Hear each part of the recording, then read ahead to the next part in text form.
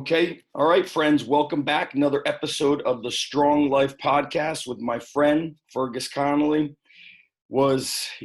Is high performance coach, sport performance consultant, and now really consultant for, I think, high achievers, Fergus. And so we were doing the great conversation before the podcast starts. And I said, let's just crush this. Let's record.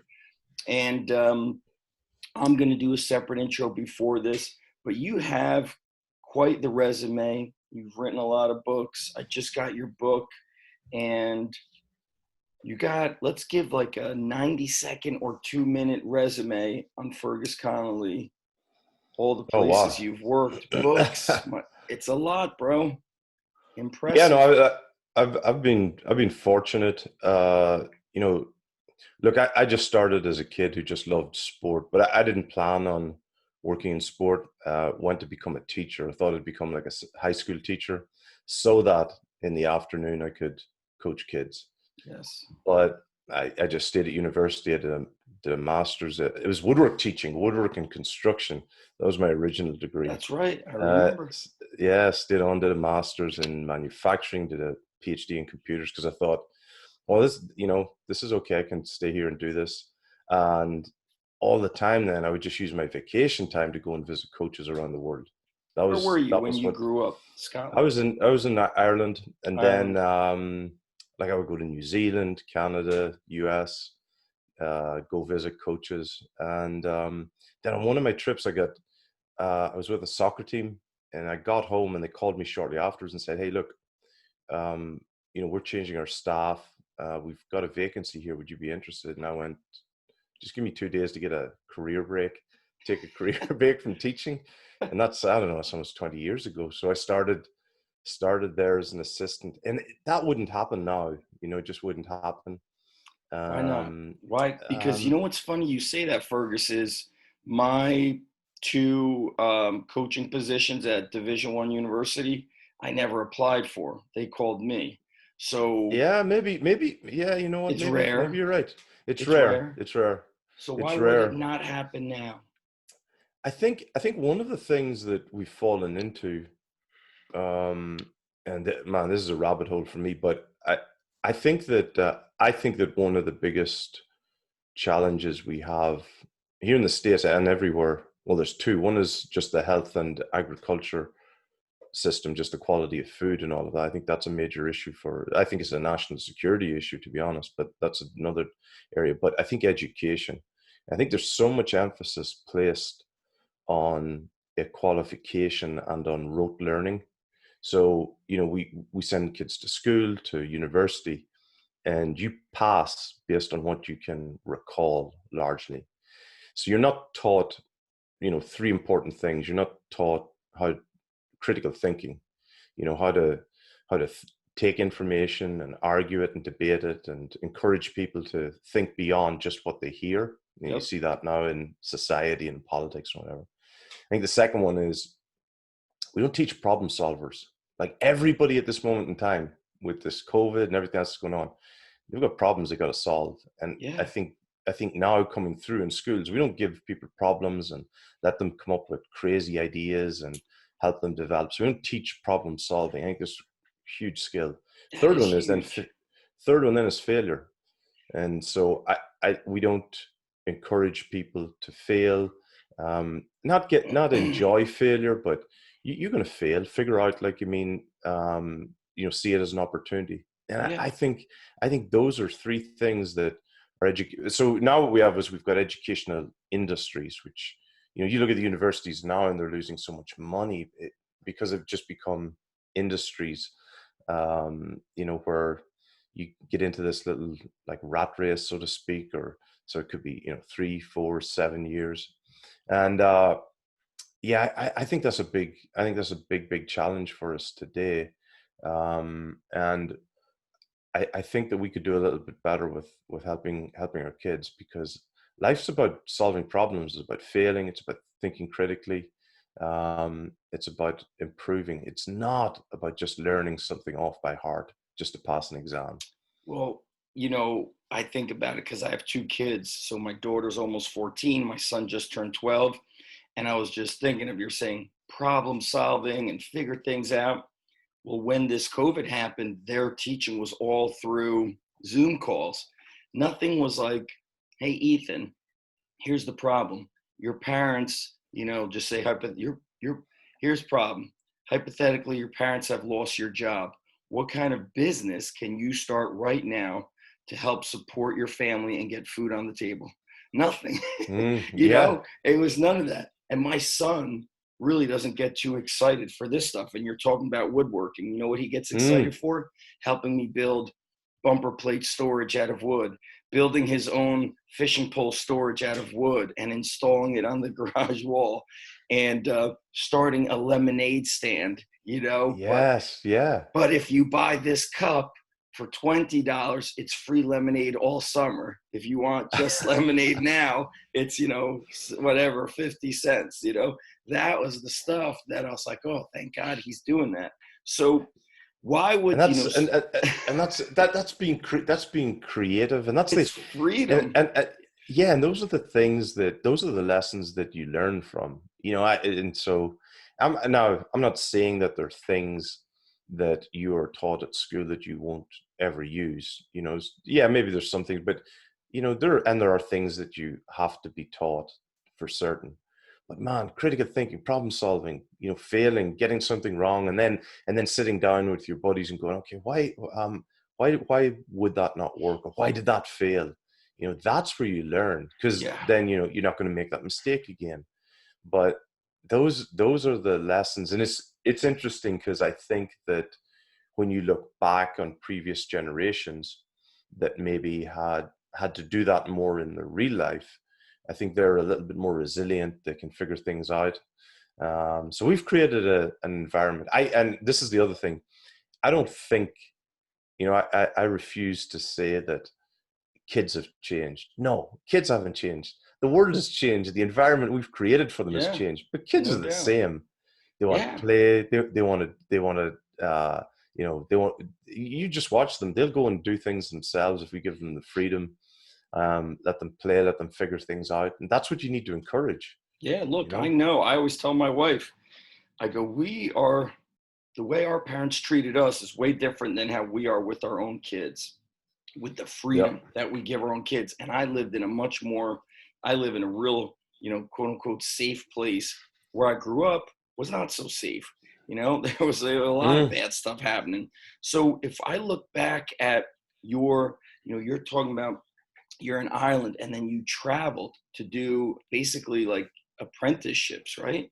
Yeah, exactly. Yeah, and that's Who? and that's like, sorry to interrupt, but No, good. that's what I would do if, you know what, let's run for president, you and I. But if I was president, that's what I would do. I would make sure they're far more apprenticeships, because like I hate to go and say, when I was young, but like I spent a lot of time in building sites and furniture factories working for people.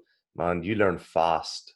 You learn fast when you're working, when you've got an apprenticeship and you got to Yeah. work for someone. But I would have a lot more of those things. And traveling, that's the fastest way to learn, because you're out of your comfort zone. You're you're surrounded by an environment, so you learn fast. You learn really, really quickly. So talk to us about, you're in Ireland. How old were you when you left to go and do this apprenticeship, Oh, volunteer with the soccer team? And I what was soccer team were you with? It was a pro I was team? with yeah, I was with Bolton Wanderers. They were a soccer team in the middle of England near Manchester. Mm-hmm. And I'd been around. I'd traveled. My parents met, married in New York. I was an American citizen, so traveling to the States as well wasn't, was easier for me. And yeah, like, I mean, I traveled all around the US, and like I say, Australia, New Zealand, and then I started with Bolton Wanderers, which is a soccer team, and they were interesting because they didn't have the biggest budget, but they spent a lot of time on trying to look after their players, and that was interesting. It was kind of, I guess maybe like the Oakland A's idea. They were trying to exploit, in a good way, as much as they could from the players. They couldn't compete with some of the bigger clubs, So they spent a lot of money on strength and conditioning, on recovery. Massage was such a big thing for them. When was this? What year was this? Do you Oh remember? man, Roundabout? I can't remember. Let me see. Could have been it would have been just at the turn of the century. Early 2000s? Yeah, early 2000s. Yeah, You and know, that was when kind of strength and conditioning started to take off. Late 90s, you didn't hear I always say you didn't hear too much of that word strength coach, sports performance. You didn't hear much of it. There was a few, people doing it. And the other thing that hits me when you say that, with your travels, I think I may have heard Christian Thibodeau speak on this. He said, like, you can go to, he said that, like, some of the best strength coaches will struggle to fill a seminar in America, but then they'll go to Europe, they'll go overseas, and they'll get 25, 55, 75 people. And so I did experience that through the years. Like the early 2000s was, everybody was so hungry for it. And then as the internet, blew up, like the people in America were less like, hey, if it's not in my backyard and if it's not free, I'm not doing it. So your first experience was in England. And I've always said, not to put down anybody, but when I've had guys travel to my certification from England, they were always so hungry. And the first guys I remember were like, they stayed with a friend who was like 20 minutes away, who's also from England, who was working at a big soccer camp. I think it's like a franchise in America. But guys were ready to sleep in their car, and they'd show mm-hmm. up from other countries. And then they would say, I got enough money to buy the plane ticket here, but who can I pay $20? I'll sleep on the floor of your hotel, Yeah, like people in it. And the other thing, I forget who told me this when I was very young, but obviously you want to get better, you want to improve, and they said go visit, get off your ass and go and visit. Most people Yes. won't do it, and there's so many people won't go or won't. First of all, they won't even ask. Secondly, they won't make the effort. I learned so much from going visiting coaches, things that I would not learn on a resume. What are some visits that really you're like, man, Oh that man, that I experience remember. changed my life? Well, I remember going to visit Dan Path, and he Oh, was in Chula Vista. okay. Uh, you know, next stop is Mexico. Like, I mean, you're on it was the Olympic Training Center, and I remember getting the taxi out to the center. And I clearly remember this. I'd stayed in the shadiest motel, and I didn't even know how much. I didn't even know if I had enough dollars to get the Where did taxi you travel back. from to go? Were you still in Ireland, or where were you living? I can't remember.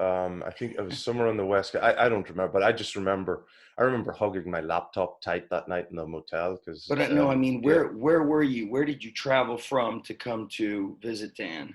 Where were you living at? I'd been in where was I at the time? I think I'd been visiting the States for a few weeks, and I was probably still in the UK Okay. and in England, and yeah, I'd probably visited one or two people. Went down to San Diego. No Airbnb back then. No Airbnb. No, no Airbnb. You're in a different, you're in a different country. But I say this to people all the time. Every state in the US is a different country. So Look, but even if you travel to different parts of the state, sometimes you're like, oh, you guys got 50. Like, I mean, there are 50 different countries here on one big island. Like, yes, and I say this to people all the time. You can go to New Orleans, they speak different, they eat different. You go to Texas, different food, speak different. Like, I mean, there's so many different parts different of cultures. Texas. Yeah. Different, Even yeah. different, even in New Texans will tell you Jersey. that. Listen, Yeah, in New yes, Jersey, I say this: you're 15 minutes from the beach, 15 minutes from some of the richest parts of the country, 15 minutes from the hood, and 15 minutes from the farms.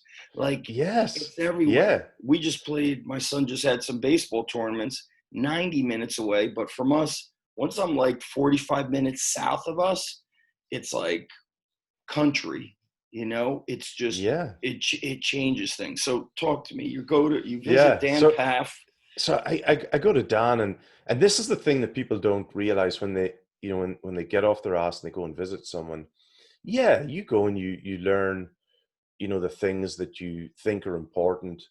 Then all of a sudden you realize there are other things that you didn't think to ask, and Dan pointed out, or you start to see it. And then as you hang out and you just talk about life and stuff, you build a relationship, and you learn more things. You learn more things about the art of coaching, about personality. And then, Yes. then maybe a week or two later, you end up getting an email from Dan saying, hey, I thought of this actually when you're here. You send him an email and thank him, and you say, hey, Dan, you mentioned this was an area you're interested in. I've got some information. You send it on to him. Nice. And, you know, man, I'll text Dan 3 or 4 times every day now. And that's, 20 years ago we first met. But you learn so much from spending time with people. It's You learn like, about how they coach. You learn just so much. yeah, if you're looking for that stuff, where were you coaching when you came to do this traveling through the States? You were somewhere in Uh, England? yeah, somewhere in England, and then what used to happen was I would get calls from NFL teams, the Browns, the Why? Jaguars, Why were they Falcons. calling you? What did they They hear about you that they wanted to get you to come in well, and speak?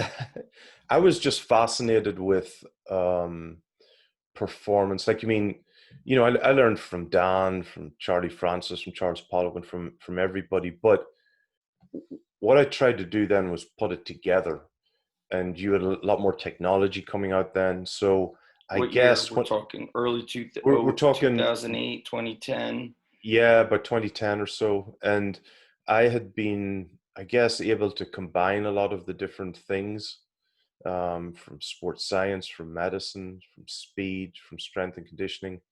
And I think around then, Zach, I think that's when people started to realize, okay, there's a little bit more than just getting guys stronger. Now we got to look at injury prevention. Mm-hmm. Now nutrition and supplementation became a huge thing. And Christian actually was incredibly influential as well, of course, because he was kind of coming out around that time, or becoming, He was coming famous. out, yep, early 2000s. In fact, it's sitting somewhere on my bookshelf.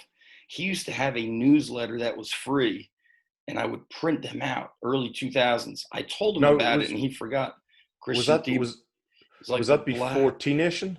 He was on maybe the T Nation forums at the time. That's how some of us would actually meet. And Wow. it was called like he created that book, the Black Book of Yes. Secrets, Yeah. but Yeah. this was Yeah. like the Black Book of Training newsletter. I think I'll look Was for it when we're done with this. Now, did he bring the newsletter out before the book or after the Oh book? yeah. He doesn't even, I Wow. remember I brought it up to him a few years ago. It was a free newsletter, and it was something like 8 to 12 pages. I mean, it was like he was writing full-blown articles.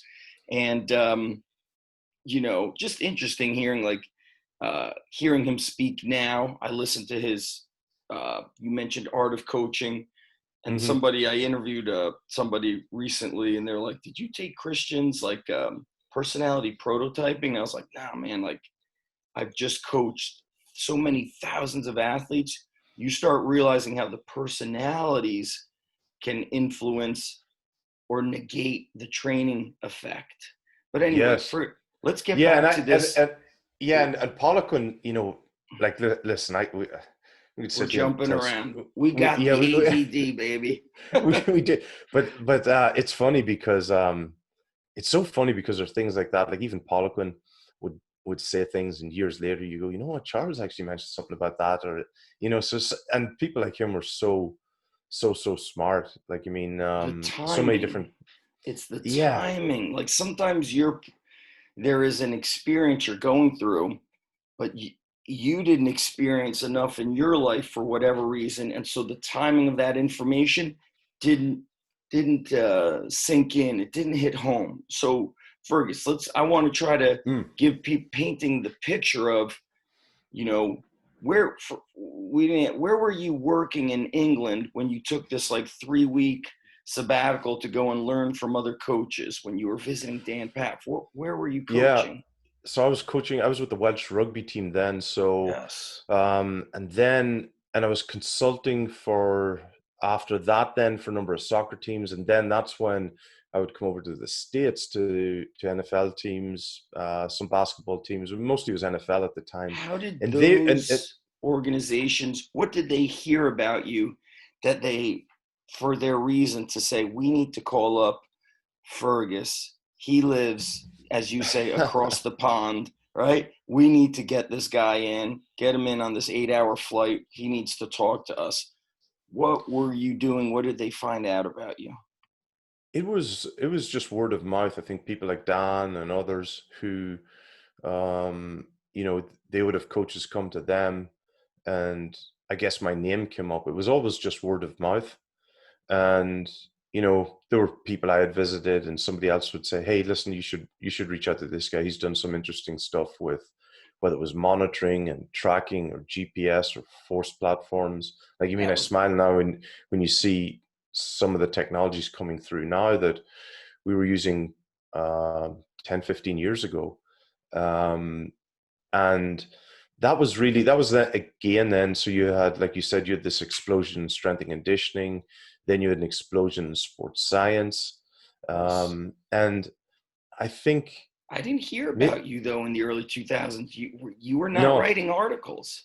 no, I didn't write anything. And um, I didn't write anything because it was so competitive back then as well. Like, honestly, there were some things that we were doing that were an actual competitive advantage back then. Like, so for example, in the morning, guys would come in the team. We had we had touch screens where we were the first team to have touch screens where they would enter their how they slept, how they moved, but it would weigh them automatically as they were standing there. We did bioimpedance, even though they didn't know it. We didn't use bioimpedance for fat. I was looking at hydration. I wanted to compare that to changes in body weight. So body weight could be level, but you could see a sudden change in bioimpedance, and then you would just go, "Hey, let's just check their we would do hydration testing because there seems to be changes." There were things like that we were doing, because this was the time that Moneyball, the book, had come out, and I'd heard about this, Moneyball. and I knew nothing about baseball. That was once upon a age. Still don't. But I figured, this guy's done this with baseball stats. I can do the same with sports science, and I can actually predict injury. Because That's what you I wanted. were in the technology field. That was your Yes. PhD, right? Or Yes. So I was able to see, okay, I know enough about technology, I know enough about sport. I can put the two of these together, and I can, predict injury. Of course, I couldn't, because it was very different, working with, and that was one of the big learning things for me. I could measure everything in manufacturing and in with machines, but when it came to measuring humans, man, no, we're so much different. And that was a major learning point. It was a major failure. We couldn't predict injuries. We could suggest probabilities, right. but they weren't very good. And that was one of the big mistakes. I thought that the more data I collected, the more testing I could do, the more things I could put on players, that I would finally get all of the information and I'd be able to predict injuries. No, wasn't. I didn't appreciate the value of people, of the art of coaching, Oh, like you said, of and I didn't understand. I thought that if you got people that fit as fast as strongest, they were always going to win, and realize the true value of skill. There's so many things like that I naively thought, that you could. well, I Yeah. think what's sometimes tricky for us, quote unquote, normal humans is we have not competed as professional rugby players, professional soccer players, NFL. And so my friend John Wellborn, he played 9 years in the NFL. He always talks about guys would disappear for the entire off season, come back and bench 500 pounds without training with, Yes. and all they ate was like, frozen dinners and stuff, not even getting like quality meals. He's like, when people freak out over like a CrossFit athlete who's 185 pounds, ripped, he's like, I saw guys that were 285 at like 5% body fat all around me. So, and Yeah, then, and yeah, that's Zach. It's so, and when you would tell other people this, and that was another thing that hit me. I would see that, and another thing that would happen is, so I would see these guys who would come back, and maybe um,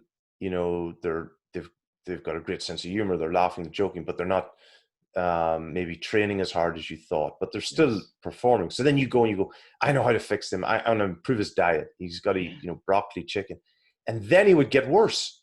yeah, dude, You know, this is and what I love, Fergus. and This, mhm, you tell people that, and they go, "No, that can't be. No, you got to eat right. You got to sleep right." mhm, I've seen guys do, almost, I don't want to say religiously, but there are guys out there who have a genetic head start. Now, it will catch up with them.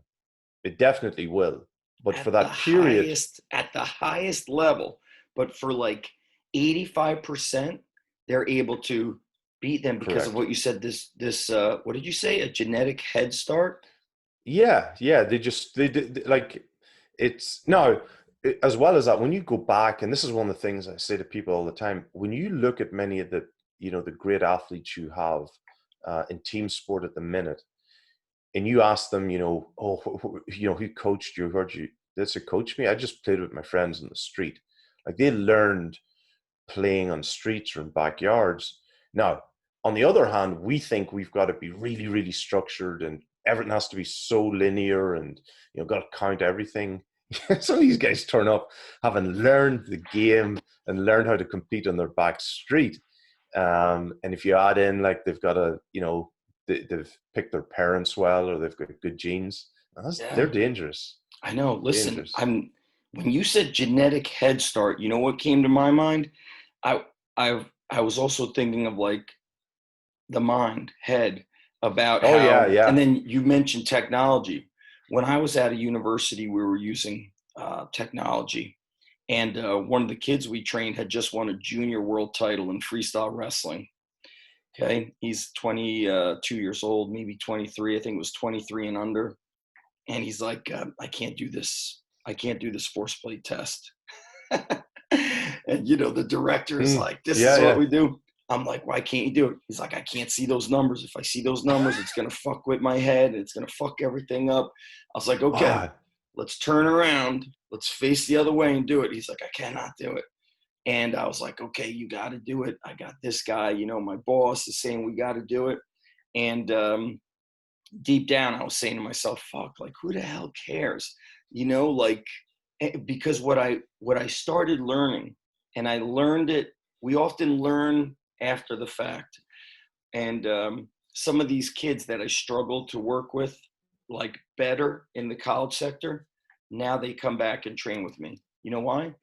I don't tell them really what to do when they come back and train. I give them kind of options and freedom, and they're not coming in at 8 a.m. when they want to be sleeping.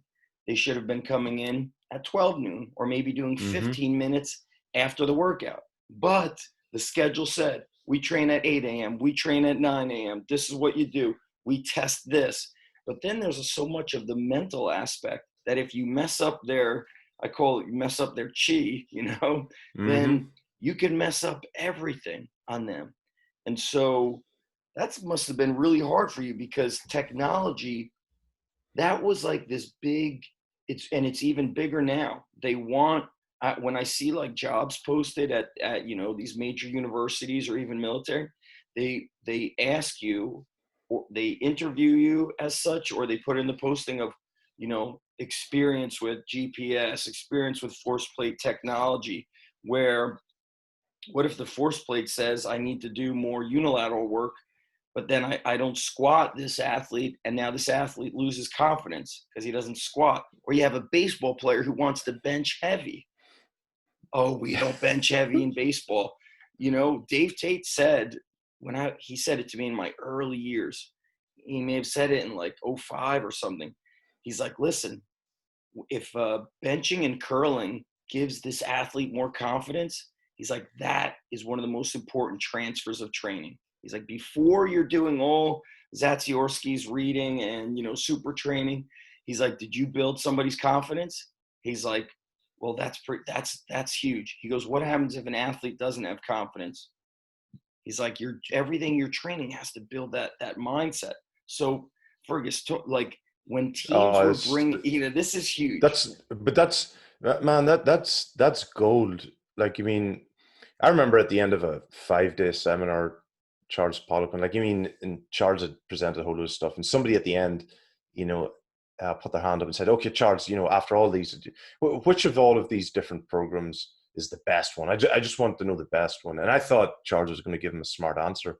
He said, "The best program is the one the athlete will do," and he is so right. Like, you can sit down and come up with the most complicated program, but it doesn't matter if somebody's not going to do it. And there's so many people who don't get those things that you just spoke about. If a guy feels better because his biceps are a little bit better, you need to note those things. You need to realize that if from the shoulders up is sometimes more important than from the shoulders down. Yeah. And like you're right. Like even the job description thing. Somebody sent me a job description recently about something, and I remember reading it, going, only an idiot would have written this job description, because for the role that they were looking for, Yeah. I was going, if you could find someone with all of those skill sets that they were looking for, they wouldn't be able to do the job that the title says.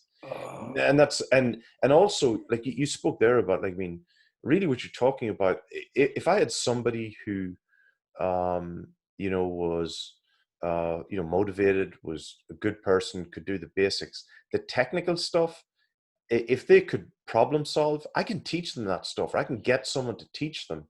And bear in mind, you don't want the finished product just like an athlete. You want somebody coming in who's going to continue to grow within the organization. So it's Some yeah, people don't like that. Some of no, the, no. directors or the big bosses, they don't want you to grow. They want you to be they want you to mirror what they do.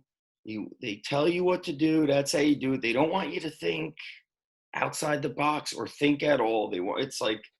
It's very Yeah. much, I guess that's like prison. Isn't that would be kind of like prison? They don't want to, I don't Look, know. there's yeah, there's so many challenges with it, because what we think that having things structured and organized and like you say, in a box, is going to solve it. But the reality is that sport, the world, all these things, they're not structured. They're not in a line. Like, the world is crazy. The world's chaotic. So you have to be a constant problem solver. And, for me, it's always been a little bit easier because I didn't come through. I was never in a box. I started out as a sports scientist, as a strength coach, nutritionist. Like, there was never a box for Yeah, you me, had because you're always trying to solve. You're always trying to many solve. roles. Yeah, and for me, it's about trying to solve problems. I just want to help people be the best they can be. That's like, now, if you tell me, and then you watch the person play, and it's like, I remember someone telling me, if you had a psychologist, a strength coach, a nutritionist, biomechanics guru, all sitting around a stadium watching a player, stumble or miss a throw or miss a catch. Psychologists would say, "Oh, it's mental conditioning." Strength coach would say, "Oh, it's strength and conditioning." Speed coach would say, "No, he's just not fast enough." They'd all separately see the same thing. It's like this. It's like you send someone to a surgeon. Well, the surgeon's going to say, "Yes, surgery is the option." We only see things from that one perspective. Yeah. And then the guy was saying, but if you put them all in the room the day after a game and they were all part of the same team, and the head coach brought up that mistake, they'd all say it was something else. They'd all say, it's not my area, it's the psychologist area, it's not my area. So, but to improve athletes, you got to look at the whole thing. It's a puzzle. It's a puzzle. Many Yes. pieces of the puzzle. And that, what's like coming to my mind is, I don't know, you've been to so many different places with coaching, but when you were in the States, you were a like a director of sport performance, right? You were not a Yeah, yeah. strength So coach. You no, oversaw all of you oversaw you were the oversaw the umbrella. yeah, because there's so many very good strength coaches out there, and that was the other thing that I'd started to realize that um, the true advantage wasn't in having just one really good strength coach or one really good nutritionist. It was being able to pull it all together, and that's what. And when people sometimes, people call me and they almost start by apologizing, saying, Fergus, I work at this smaller school, or I work at this smaller organization, and we don't have the resources you had at the 49ers or at Michigan or whatever. And I go, oh, hang on, that's an advantage, because now you get to do all those things. The bigger the organization, man, you got more silos, you've got more people. Now, the skill in those groups is being able to pull people together. But at smaller organizations, when you have fewer people, man, that's when you can really make a difference. Because back to your point, you can really try and figure out what someone's chi is. You can Yeah. really try and figure out where the Because you buttons don't are. say, hey, I'm doing the strength and conditioning. Now go to John Smith for speed. When you're done with that, go to Jennifer Smith for nutrition. You're not, Exactly. you don't have your boots on the ground. And then you're not hearing their conversations in that area. And so then you're not putting it together. Fergus, where were you first, with the 49ers or at Michigan, For or the 49ers, yeah, it was the who 49ers. was there? So Was Dwayne Carlisle there? no, he had just left. Okay. So of uh, oh, name just escapes. Okay. That's all right. Mark Uyama was there. Mark Oh Uyama yeah. and Okay. Kurt Smith. Oh wow. And who else did we there? But yeah, I think Dwayne Carlisle just left, And then he and went to like Purdue, I think. yeah, and like, Yeah. listen, you walk in there and you'd like obviously you had Kaepernick, but you had Justin Smith, you had Alden Smith, Ray McDonald, Vernon Davis. Like, Vernon Davis, Frank Gore, Vernon Davis would, I don't know, Vernon Davis just a You know phenomenal what? athlete, like just ridiculous. Like, Those guys are amazing. I think there may have been a local kid from my area that was there. His name's Anthony Davis. He was a lineman. yes, Was he yeah, oh there? yes, yes, Well, listen, AD, yeah, man, he was you know what, I got on well with him. He was an interesting I guy. didn't know him personally, but I just Mm, remember hearing about this that's right. freshman who weighed over 300 pounds when he was a freshman in high school. Yeah, He and he was could huge. play. He could play, and he finished out. He just, I don't want to speak for him. I think he just lost his passion, lost his interest in the end, and left. But he was Anthony Davis before, Anthony Davis, AD at the Lakers is funny, but he was a big, big man, and that was the thing. Like, you get there and um, talk about having to adapt, man. You get so many cultures, so many backgrounds, All and you kinds and of backgrounds, socioeconomic yes, like when I think about when you get to the university level, you have kids coming in, from the hood, getting out of the hood, but they played street ball. Then you got the yes, kids that are coming from some of the most affluent areas, and they were coached by all these private coaches. And some of them are very tough, and you wouldn't think they're tough because everything they were handed everything, but they're tough somehow. And you're mm, navigating through the puzzle of different, what the way I explain it is, that movie with Adam Sandler, 50 First Dates with Drew Barrymore. I said that's how every training session is. Your wife is his wife who forgets is all your different. She has a different personality. That's what every athlete is in oh, each group. It's 50 First Dates of strength and conditioning. man, you're so right. And you learn quickly as well. You're dead right about that toughness one as well, because sometimes, you meet kids who come from tough neighborhoods, and they just can't, they just don't got. Tough. Then you meet Yeah, other kids from affluent areas that you think, this kid's not gonna, I I have this stereotype, and man, sure. they shock you, like they scare you. Yeah. You've Or got You got the kid who's struggling. Then senior year, he's a beast That's or right. she's a beast, and you're like, what the hell? And when I was at one of the universities, I really connected with one of the coaches. I mean, we would be on the phone, we would just always talk, and just the rabbit hole. And he's like, Zach, you know what I learned? He's like, you never know when a kid's going to turn the corner. He's like, this kid could be struggling in all, from academics to social life to the sport. You think he's never going to finish the season. You think you're going to have to tell the kid, look, you need to just step down. And then all of a sudden, one year, they turn the corner. You don't even know who they are. He's like, you never know. He's like, that's why you got to keep working with the kid. He's like, Yeah, because, yeah, yeah, you don't no, know. no, and you know what will usually happen as well is there'll be an older coach there, and you'll maybe have been going, this kid's never going to make it, and the older coach will say nothing, and eventually you might say, listen, just tone it down a bit. And sure enough, that kid turns out, just turns a corner, because this older guy has seen it so many times before. Yeah, And I made that mistake so many times. Like, I mean, me there I am with too. my All the numbers and time.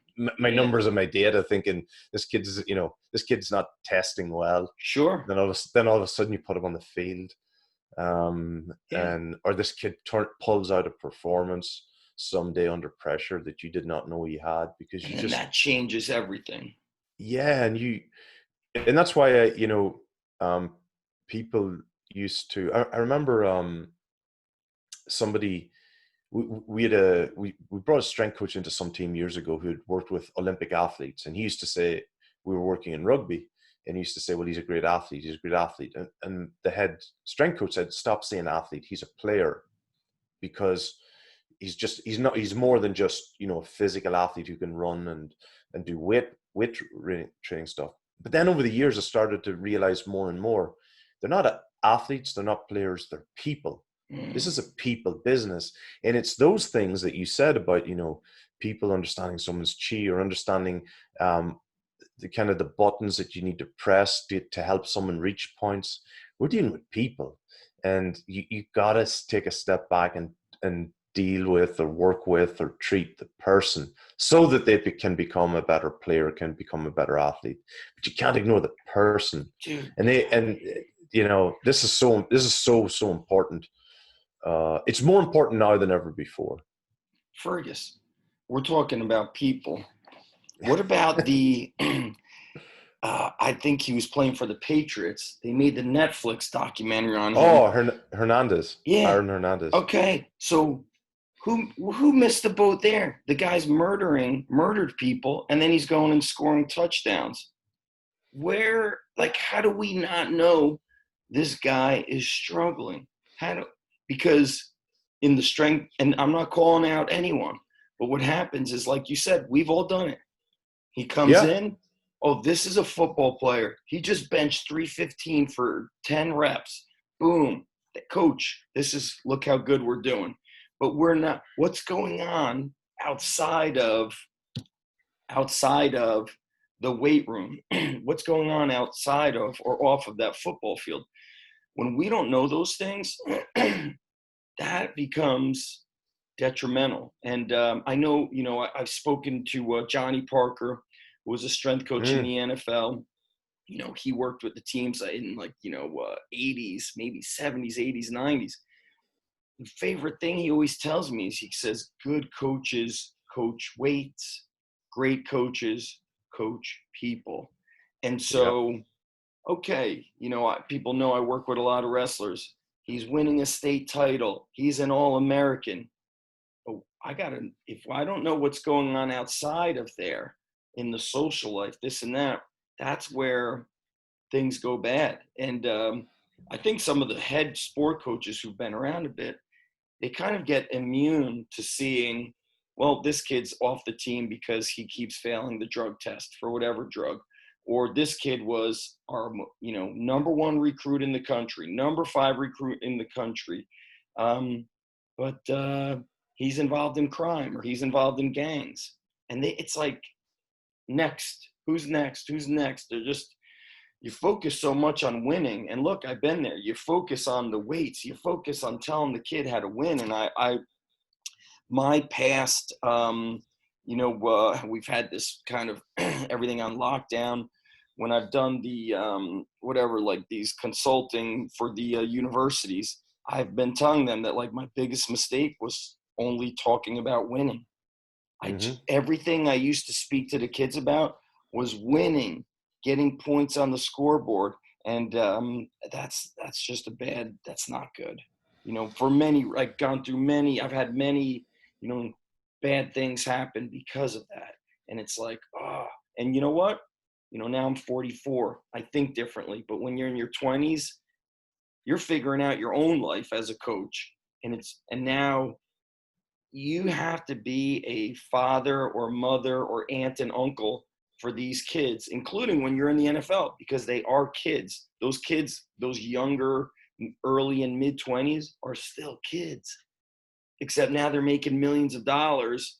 And all we're worried about is how fast they run and this and that. It's like, it screws them up, No, I think. it's yeah, and the other thing I think that a lot of people don't realize is that um, these we've created a system now for, let's say, young kids, good in high school. He goes into a system, so to speak, like high school, college, pro. But like if you think of it like, 4 or 5 bar charts, his physical, his strength, whatever, like his maturity, his life experience maturity, that little bar, that doesn't grow, because once you get into the system, they don't get that life experience.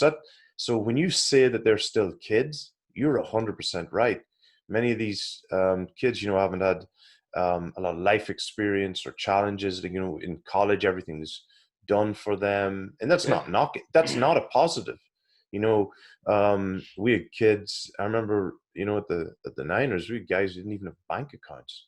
Mm-hmm. Didn't know how to go set up a bank account, basic stuff. And it was really there that was when I first really started to realize that you had guys who didn't perform in a certain day. These guys knew the game. One thing's for sure, I wasn't going to teach them the game or anything about the game, but they knew the game. They've been playing it, for years, so they knew how to play football. They were physically strong. You don't make it to the NFL if you're not physically strong. But that's not, so it wasn't football, and wasn't strength and conditioning where they were failing. It was something else. And that was where I first realized it wasn't what was happening on the field or on the training ground. It was what was happening off the training ground. What were some It of the was common, affecting. yeah, what were some of the common Oh, things? we had lifestyle issues. Were guys staying up late playing games, Yeah, video not games. keeping not playing good, not keeping good company, not eating well when they were away from home. But then we had particularly with older guys, and we had domestic violence issues, you know, drug issues, alcohol, DUI. From the Like, I mean, stress, the stress. from the stress and not knowing how to handle it, not knowing how to handle it properly. And also, you touched on it as well.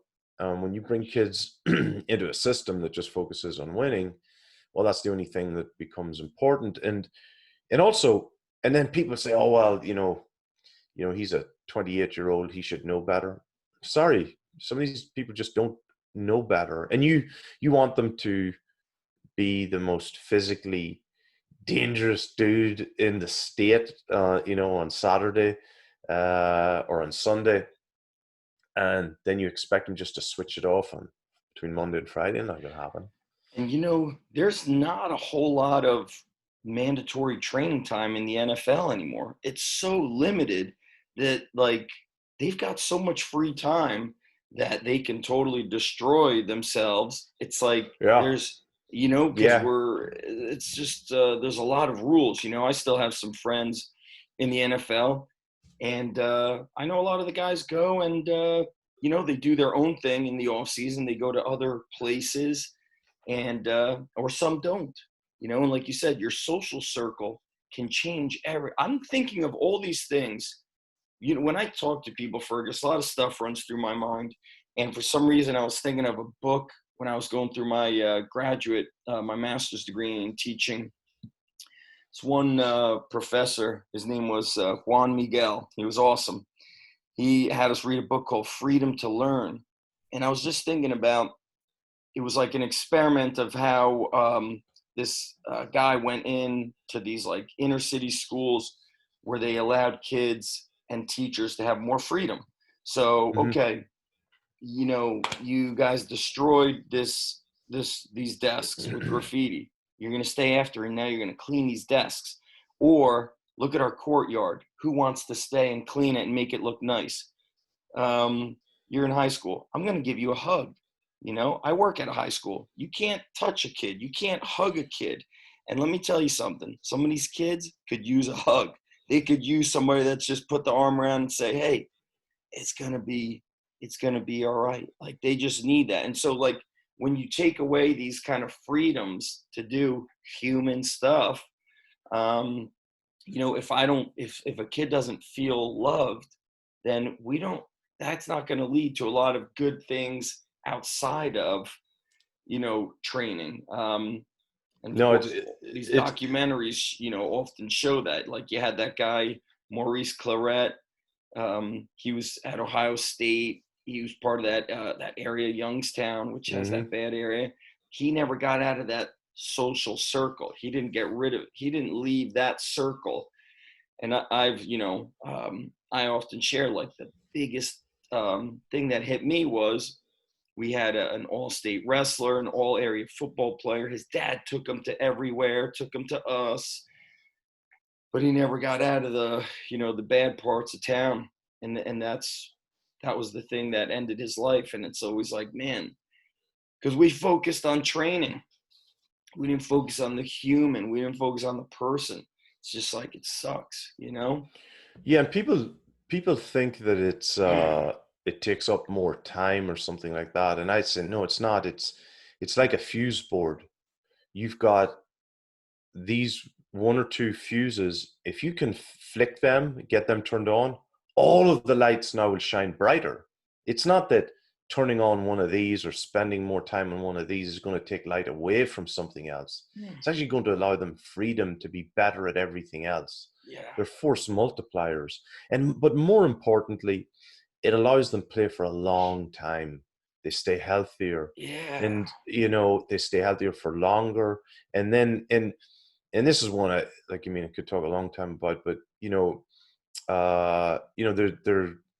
are guys in the military who it's the same challenge. You want to create a resilient operator who can work and who can transition out and take those skill sets and keep going. Again, you don't want to just focus on numbers and on certain things while they're in service. You want sustained success. I've had this conversation with many people in every different area, whether it's business, sport, even the military. You can take any group and push them hard for 3 years, push them very hard, but by the third or fourth year, they'll start to fall off. Well, that's not sustaining success after all the investment. You can take anybody and promise them, push them hard, 2, 3 years. And after that, now they're going to start to break down by the third year. I call it the 3-year rule. Where did you track that, or just from kind of It was a mental guy. notes? It was a guy who. It was a Portuguese. It was a Portuguese professor. I went to visit him and sitting there with a translator. I was there for a week, man. He couldn't speak English. I couldn't speak Portuguese, but I got a translator. It was so funny. But he was talking about somebody that he had worked with, Yeah. and he said, "Watch by the third year." And what he was saying was, there were two things he said were critical. One was at the start of every season or every iteration, you always have to start back with the basics. Mm-hmm. Because if you've got a group and let's say you're very successful the first year and then you get one or two new people, whether it's coaches or players come in, they don't know what the basics are. So they start off. Then by the third year, now you've got maybe half your coaching and teaching. They don't know what the basics are. And then it starts to break down. He said, that's one way it'll. So he said, at the start, he said, always go back to the basics.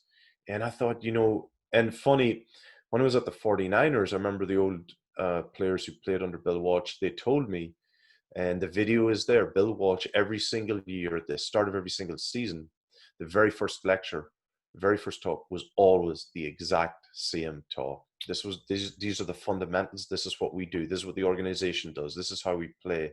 I have one of his books. I think it's called Earn the Right to Win. I gotta look. It's somewhere on the It could be that one, or bookshelf. it could be is it Score Takes Care of Itself?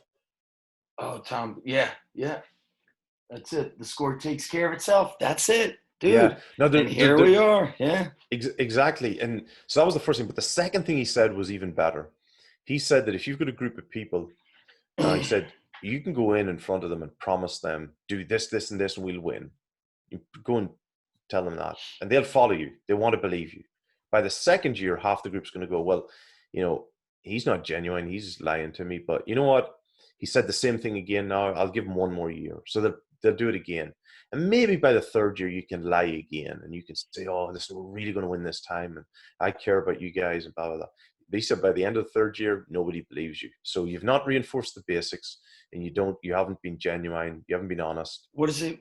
What do they mean? Like, hey, if we do Just, this, we'll win. What were they? yeah. Listen, like you So mean, what was the coach supposed to say or do? What did the well, guy say? as opposed to being genuine and honest and saying, listen, not all of you are going to play. We're going to pick. This is how we're going to pick the team. Gotcha. This is how we're going to just being honest, as Yep. opposed to just telling everybody's going to get ice cream. You know what I mean? Like it's be honest about what you're going to do. Listen, guys, we might not win things, but we're going to try and make it to the top 5. Or this is what, not setting your standards low, but not lying, not telling people that, and or not being dishonest to I think you have to players. just tell the players a lot of it's going to come down to you. What A lot you of it's do going to come down outside. to you. This is one piece of the puzzle. A lot of it is what you do when you're not here.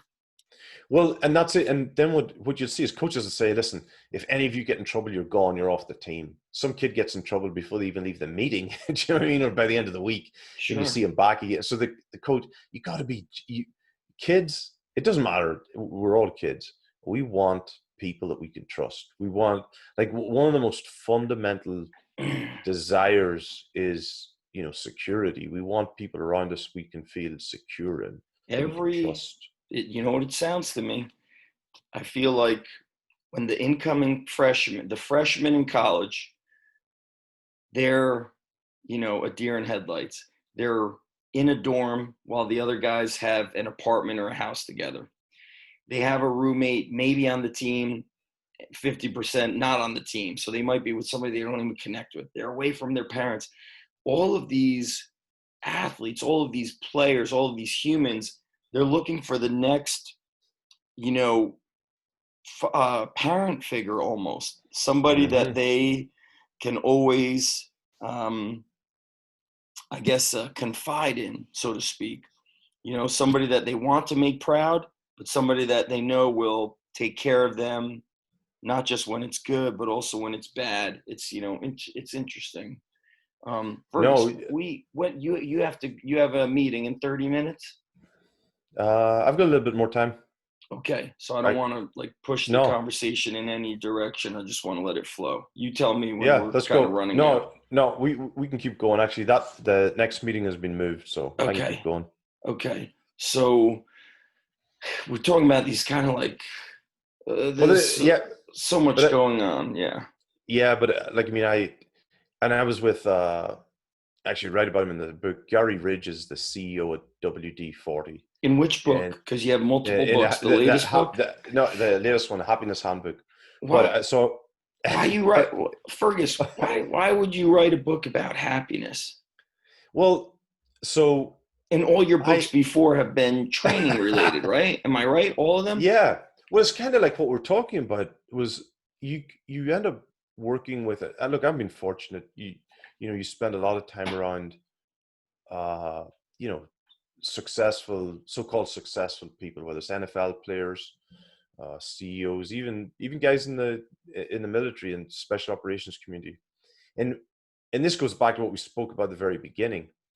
You can see podcasts, you can read books, but when you sit down and you spend time with people, man, you find out there's a lot of really successful people who just aren't happy. They're not truly deep down happy. They don't jump out of bed and rush into work, or there's unhappiness there, and you Yeah. see it across the Look, board. I've Like been there. I've been there. It's like, we all yeah, have, we all have, and absolutely. like, why do you think we've got an opioid epidemic? You know what I mean? Or why, somebody gets something happens to somebody, you say, I never knew that about that person. And things like social media have probably encouraged that idea that, man, I don't want to see another photo of somebody on a beach or with a tiger, you know what I mean, on Instagram. Everybody's living their best life on Instagram, but that's not the reality. No People, doubt.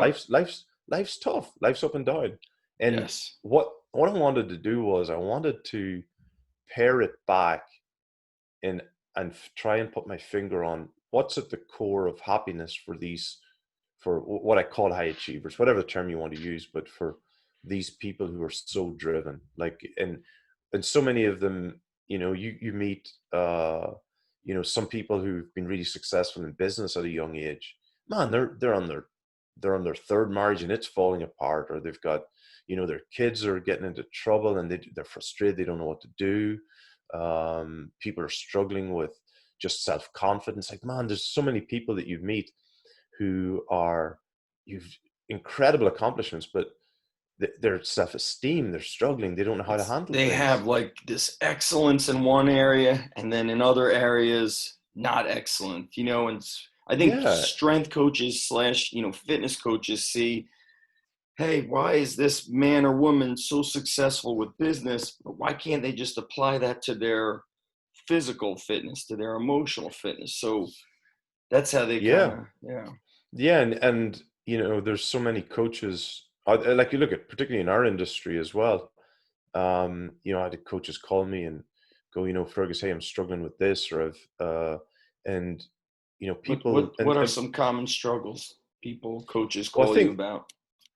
you get a lot of calls to do with family and to do with personal stuff, or you've got older coaches who something has changed, and they're struggling to understand it.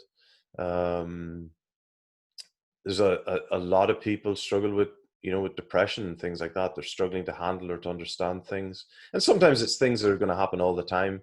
They've got a job issue, they've got to find a new job, That's a and big one now, right? With you must have seen with this COVID, the Ivy League cancel fall sports, right? mhm. So that's all around the country. That what's the big school out by you? Stanford, yeah, canceling a whole Cutting load of sports, cutting cutting. programs after 2021, if they Yeah, even do it. That's a lot of people. That's a lot of coaches and athletic directors and nutrition and academic advisors and compliance. That's a lot of jobs right there. yeah, and I even uh, did a call with Ohio State with their staff, and even they're not sure what's happening. And you've got so many other Which staff? schools. Football or the whole sport? Which Yeah, all sports, and you've got like you've got, but like you've got all these others, and those are the bigger ones. You've got then staff in the smaller schools who are unsure. They're not quite sure what's happening, and the uncertainties, causing so much you stress. know You've what's got, stressful in this industry? Working so much and getting paid such shit. And here's what's interesting. And I put it out there because I'm not in the colleges anymore, but it's actually embarrassing. My wife said to me, she's like, Zach, where else does somebody with a master's degree and 25 years experience, you know, get paid like what somebody who's like 23 years old graduating college with a business degree gets paid? Like, how do you have a quarter century of experience with a master's degree and they're paying you like entry level what a college kid might get working at like a bank? She's like, it's embarrassing. And yeah, so like here's I the other got, thing, Fergus. I just want to say this yeah. because I want to let it unfold. You mentioned Ohio State. I follow a lot of the wrestling programs. I don't know if Ohio State's getting a new building in wrestling. Iowa is, Cornell.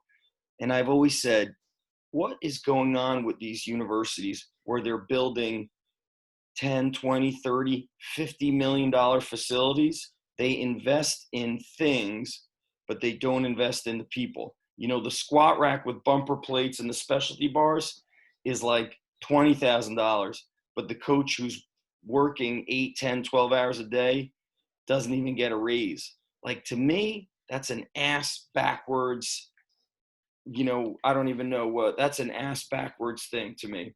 To work, Well, I think, yeah, they're in, let me I, invest in this squat rack, but let me not get let me not give this strength coach, money where he doesn't have to now work 3 other jobs. It's crazy. It's well, embarrassing. I think the industry as well. I think it's funny because the last few years I've ended up being asked to do more work in corporate space and with leaders, and so I would say something like, okay, when your schedule, I go like, well, Friday at 4, we can do Saturday morning, or Sunday afternoons free, my calendar. And they go, oh, no, no, I'm gone Friday until Monday. And it took me a while to get to get adjusted. That Sunday morning. like me, I just go 7 days a week. Like, I mean, to me, it's whatever it takes. Yep. Whenever you get it done. But these, like you said, these other industries, people getting well paid, working 9 to 5. You don't get Weekend them in the off, time with afternoon, weekend family. off. Yeah. Exactly. And Oh, then I'll be and you've got, available Sunday. And now we wonder why strength coaches have, these high divorce rates. There you go. well, yeah, and I feel sorry. Like, I mean, there were guys who call me and ask me for advice, and my first question is, well, are you married? Have you got kids? Yeah, and and I remember one guy saying to me, Fergus, nobody's ever asked me about my family, and I go, well, the reason I'm asking about your family is that's the most important thing. I don't care about Yep. your job or anything. Like, it's your family and your kids and those things, because when the industry's gone, that's all that's going to be left. That comes first. So any decision you're going to make has to, and you would get, coaches who are about to get married calling you, and they're stressed and they're worried and they don't know if they got a job or they don't know if they're going to have a job. And that's the industry you're in. And And then the where other you one gotta that, go? Then you gotta well, move. You gotta move to find a job. you got to move to find, or in some cases, you've got guys who don't move because, as you said, their partner's earning more money than they are, and and the wife has the better job, even though the coach is the more glamorous job, so to speak. And it's a challenge the industry's a challenge. But the other one that I think is a bigger issue is the disparity in wages. So you can have a head strength coach earning, 5, 6 times more than, his next assistant. Yeah, it's And, craziness. it's yeah, that's a big challenge for the industry. But it is what you've allowed it to become. And you've got two They're, choices, and you've got yeah. two choices in life. You can argue about it and you can bitch and moan about it, or you can change. And if you can't change it, then you got to change. Yeah, But you have don't, to change. But if you say but yes to the job with shitty pay, you allow it. exactly. So you, and What would you say are um, ways to change? Because, Fergus, we mentioned technology earlier. If I am a university and I am like, I think they don't just buy the technology, then it's theirs. It's like you're leasing the software for a year or 2 years or something. That's hundreds of thousands of dollars, oftentimes over $1 million to do that. So my whole thing is they're in, and now we get a new weight room. Okay. Does the squat rack do I need a $10,000 squat rack? I don't need I it, but was it looks damn good and I'll get 30 of them.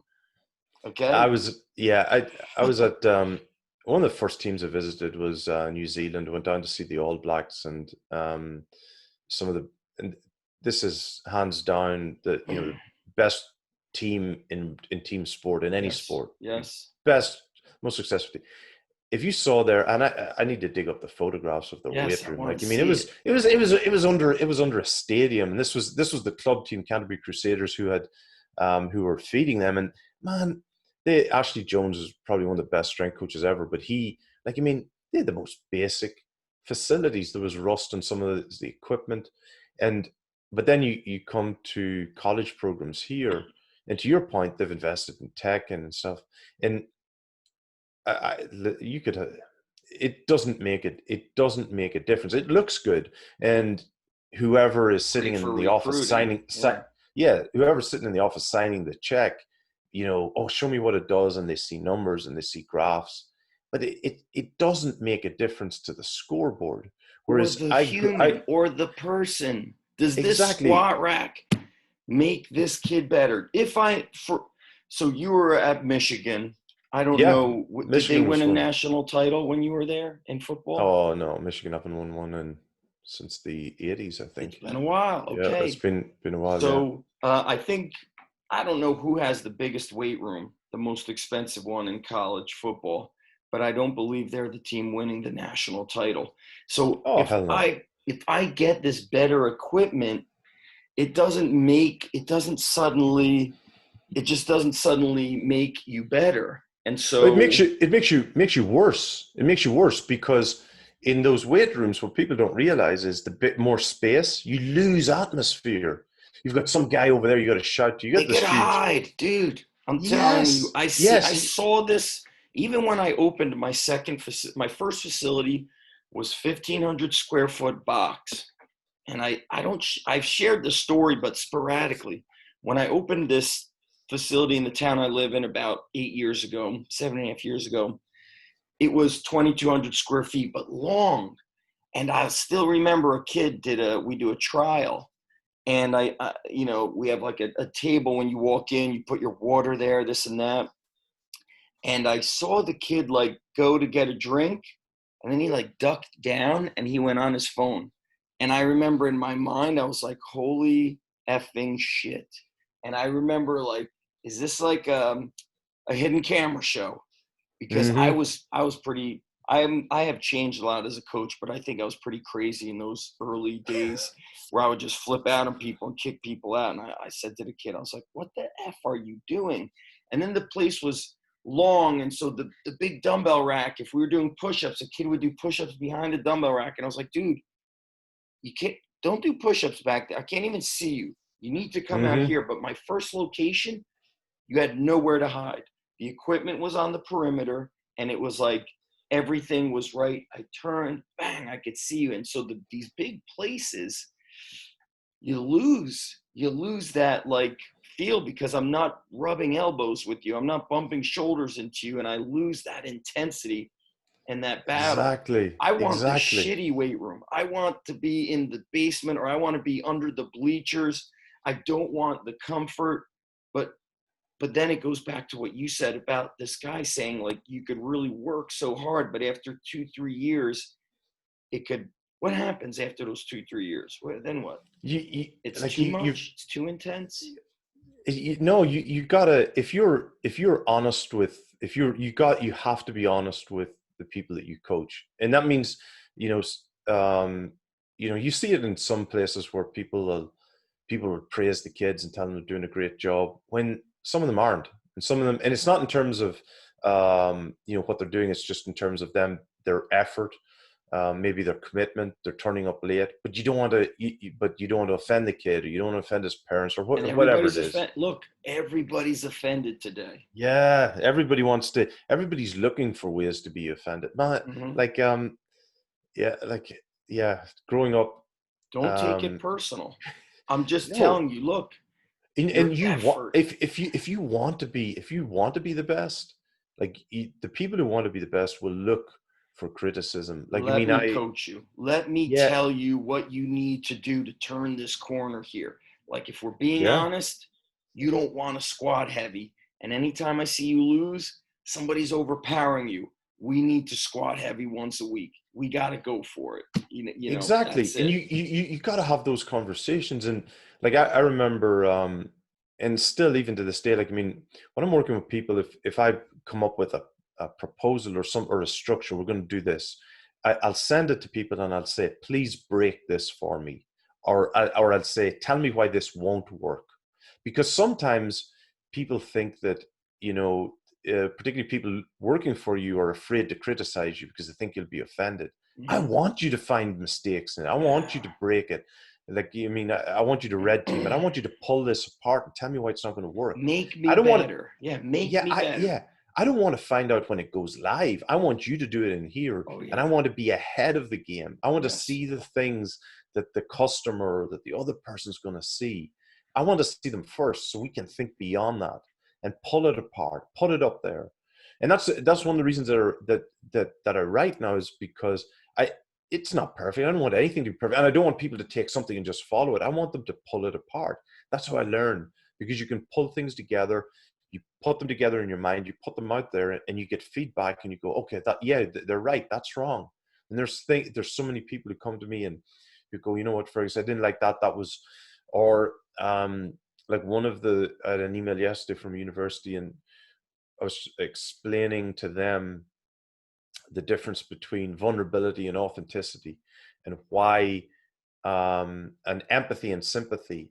And the lady, she sent me 2 emails back, and she wants me to explain it better to her. That's how I get better, because by understanding what she's seeing now, I can explain it better and better to her. That's how you get better. But if you're so precious and you think everything you do is perfect, you're never going to get better. You're never going to improve. And there's a balance. You can't, there's a balance. You have to have confidence, and you have to, want to, but you can't be arrogant, man. Okay, listen, hey, you're telling me you don't think this will work? I want you to take the next 48 hours, fix it up. I want you to test it. Go put in that workout, or this coaching, this new idea you have for coaching, or how to run through the practice. Let's test it. You get back to me. You let me know how it works. If it works great, we're going to roll with it. And then you know what? People are changing. People are evolving. People are more sensitive. Now I got to change other things. I when I was been doing these Zoom calls with the coaching staff, I was very honest with everybody, and I said, all right, John Smith, you're the only black man on your staff. There's a lot of tension in this country. You're going to have you're going to have to probably change your coaching. You might need to have conversations with your players who are black. That's the truth of it, my man. It can't just be all about the sets and the reps. And you're coaching girls. The bottom line is, you may not understand girls because you're a 23-year-old coach. You don't have a daughter. Haven't been around this. You're going to have to, consult with Jennifer on your staff and ask her, what are some crucial ways for me to communicate with girls? Go ahead, break your own shit. I've actually done that, Zach. I called a friend of mine, a girl, to ask her, because I'd never coached women before, and particularly in corporate, you end up working with more and more women. And I actually called her to tell me more about how and what women expect, because being around men all the time. That she told you, was this women in sport or corporate? It was in corporate, and it was fascinating. It was more about not being patronizing, and not over explaining, but still being clear. And to be honest, a lot of it was about listening. Listen carefully to what people say, truly listen to them, listen to what they're saying, and answer their questions, and not to ignore them. And it's fascinating, and you have to search out those things. And this is separate, but I'd given a talk a number of years ago, and this story stayed with me. It's funny the way things really stay in the back of your mind. I'd given a talk. It was in Boston. Stu McGill was there, actually, and Stu said afterwards, he said, look, that was brilliant, and it was amazing. 2 or 3 other people. For the people listening, Stu is with Altus. He's the head. No, Stu McGill, the back guy. Oh, yeah. Oh, I'm thinking of Stu. What's Stu McMillan? McMillan, yeah. Dr. Stuart McGill, yes. Dr. Stu McGill, yes, and he, and he's a legend himself. Yes. But so I'm leaving, and you get all this praise. I'm walking back, and there are 2 or 3 people. There was a girl there, and I said, look, be honest with me. What can I do to get better? How can I improve? Because, and this is a fault of mine sometimes, you hate getting compliments or praise. You're always trying to, and she said to me, she said, no, it was very good. There was only one thing. I said, tell me. She said, you never mentioned women, and you never showed one photo of a woman in that 1 hour presentation. and it hit me. It hit me, and it Yes. was, and I'd never. The reason is I'm using it as I made an excuse. I said, well, I've never coached women and whatever, and she understood, but it made me think, man, you That just is huge. ignored, and that wasn't intentional. I'm trying to offend anyone, but it was brilliant feedback, and it made me far more aware then of I'm any guilty as opportunity. well. I am Yeah, also guilty. and any opportunity then I got to try and learn from women, I was very aware of, um, how you speak, how you present, and how you communicate with women, and more and more now I've end up talking with female coaches, and I end up asking them as many questions as they do me, but it's more about like, what's the culture like? What's the teamwork like? How do women work better in some cases as a team than men do?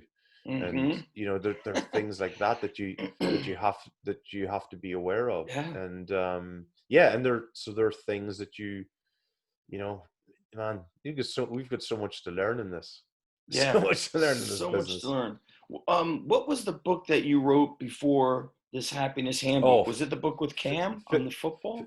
yeah. I wrote two books with Cam, and then I wrote 59 Lessons was the one before that. 59 Lessons Yeah, was yeah, the and first. Was that your first yeah. book, 59 No, I Lessons? wrote Game Changer That's right. 3 years ago, and Yes.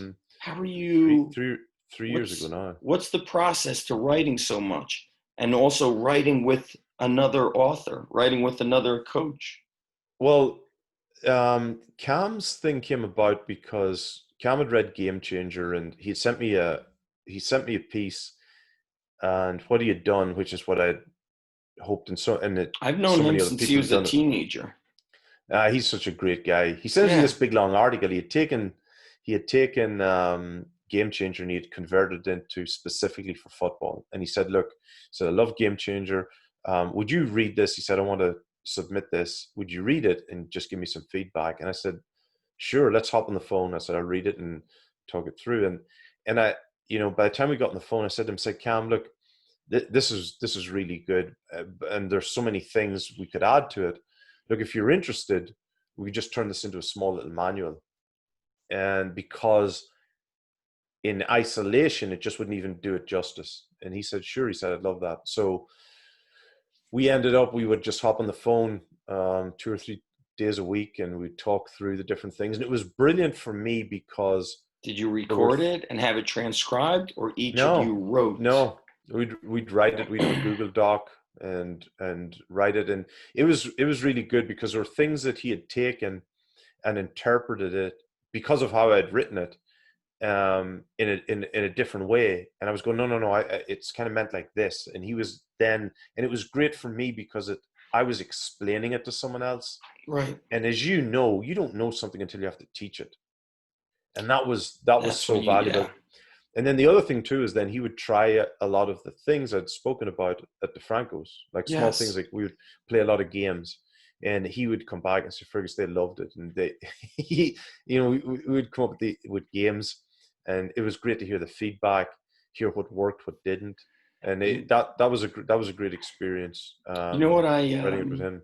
I just thinking of him, I've known him since he was a teenager. It's probably like 15 or so, because we Mm, used to take our kids up to compete with Joe's kids. He'd have that strongman challenge, and he was younger, and I watched him just get bigger and stronger. And then I remember when he went to college, I think he went to University of Rhode Island. mm-hmm, Somebody, maybe it was Joe who told me, but he wasn't a starter. I mean, he couldn't even walk on. mm, So he yeah, volunteered to just like be almost like the team manager. And then he trained on his own. And I yeah, remember when I heard that, I was like, okay, look at this. He's not blaming anyone. He doesn't complain. He won, the world's strongest athlete. He beat one of our guys who was effing strong. They had to go into overtime, from what I recall. He was strong, and the kid that it was just. But he's like, okay, I can't be on the team. I can't walk on. I don't know if that was the specifics, but I remember he volunteered and then mm-hmm, continued to train. And to me, I was like, right there. that kid is going to make it in whatever he does, because he didn't just quit. I didn't hear about him blaming other people. He just took responsibility and he found a way to get in. And I was like, that right there that's crucial. The ability No, he was, to find a yeah. way. And no, he's a great guy and humble, and it was great. Like, I mean, I remember we were like, there was one particular thing I was explaining why you don't put a number on something, and he was saying, no, I want to put a number, and I was explaining, no, like, and this is the reasoning behind it, and he was going, okay, now I see why. And that was so good for me, like, and it was something maybe I had underestimated, was the value in explaining. And I'm not saying that it was all that that it's all me or taking credit. It was the value, the process, and having the conversations with him, and him saying, hey, could you do it like this? And he came up with some incredible stuff, you know what I mean, for the book. And again, he knows football far better than I do, so it was great for me. And like I say, getting that article from him was brilliant. It was really, really good. But again, for me, writing for me is a way of pulling these ideas together, putting them on paper or on a presentation, or a course where I can explain it to someone else, because that's where I get to filter things down. Like I say, it's until you actually put things together and explain it to someone else, you don't truly understand it. And for me as well, I've like, I mean, I'll read research papers and whatever, but I'm interested in making it work in the real world. If it can't work in the real world, I don't really have interest in it. I have to try and make things work in the real world. Meaning, not just, what do you mean, make it work in the Not real just world? not just theory. Like, I mean, if somebody says, "Oh, the best program is Yes, yes, yes. A B C D E," and I'm going, "Well, that's great in theory, but how do we make it work? And how do you make it work with everything else?" I You think know, so much of this is this personality driven, is that um, what we kind of harped on early. To me, it's the most intriguing area of sport performance, at least that I see. Not that that's the end all, but this program works for this kid, but then you got to change it for that kid because he doesn't agree or believe in it. Or I've shared stories of some of the most successful athletes. How they did in sport was, they're like, I need to do speed work on this. I like to go heavy on that, not heavy on that. And you got to go with it, because if I don't do that, it messes up with their cheek. They don't believe in themselves. What the worst thing to do is to send an individual or a small group or a whole team out with these mixed emotions. Some believe, some don't believe, some are unsure. And so your preparation has to be getting them to believe in themselves. If they believe in themselves, and same thing, I got to assume it's like that in corporate. Like, how effective am I to work for a company if I don't believe in what we're doing, or the things that the person above me is, giving me the quote unquote freedom to do. But I'm like, I don't really agree with these kind of like this box that they gave me. They gave me the freedom to work on this project, but there's still these rules here. You're not gonna get it it's done to the full effect. no, it's the same. It's the same in military, corporate, sport, and that's why it's so important to look at the person as a whole, because you can push anybody in one area very hard, like I say, for a few years, and they'll get better, but you got to look after the person as a whole so that they can continue to develop. Because you know, let's say, for example, it's a lifestyle issue. If you're not sleeping or eating properly, yeah, I can push you hard for 2 or 3 years and ignore that, but that's going to catch up with you. And that doesn't matter what area it's in. Doesn't matter what area it's in. It's going to bite you in the ass. Long term, it's going to bite you in the ass. And you got to do those. You've got to look after the person first. Nice. That's why you've got long term athletic development. For me, it's long term person development. Mm. You ever think that there's just some people that just don't want it? They don't want it. They don't want to I be a great whatever. They don't want to be great business as part. They don't want to be a great employee at Google. I'm just thinking of like play. They don't want to be a well, great player at Michigan. They're just Y- showing up yeah, and they're but part of the team. well, yeah, but that goes back to like the first question for me is what is success for you? Like in you, when you sit down with people, everybody wants to be successful, but their definition is a little bit different. So some people will say, and you ask them in 10 years time, what does success look like? Well, I want to be happily married, I want to have a few kids, and I want to have this. Okay, well, if that's what success is for you, how do we help you get there? And is Reverse part engineer of it. yeah, exactly, is part of that being a starter, being a walk on, like whatever, and maybe doing really well academically or whatever it is. And it Those are the changes, right? Right? Because what I ask changes. you we're in July. What I ask you in September, the same question, you may have a different idea because now you believe more in yourself, or now you're going through a tougher time in a certain area of life. And now you realize, you know, I'll tell you what, we're talking about working a lot. And with this whole COVID thing, with a lot of time, I'm used to coaching by day at a university or a school and then running my gym in the evening and afternoon. So a lot of work. Mm, And I kind of got to this point. I don't want to say I've always been this way, but I've always loved the freedom. But I don't know when it happened, but I get to this point where I said, if I have an opportunity to, in the middle of the day, go to the beach with my kids, we live near the beach, and I have work to do, I'm doing the work tomorrow. I don't give a F. I'm, mm-hmm. I'm not going, when I'm 70, I don't want to say, yeah, man, I was working hard. I needed to get those Instagram videos up, And look, speaking of that stuff, like I know Cam, I don't know if he's on social media, but years ago, he got rid of that stuff.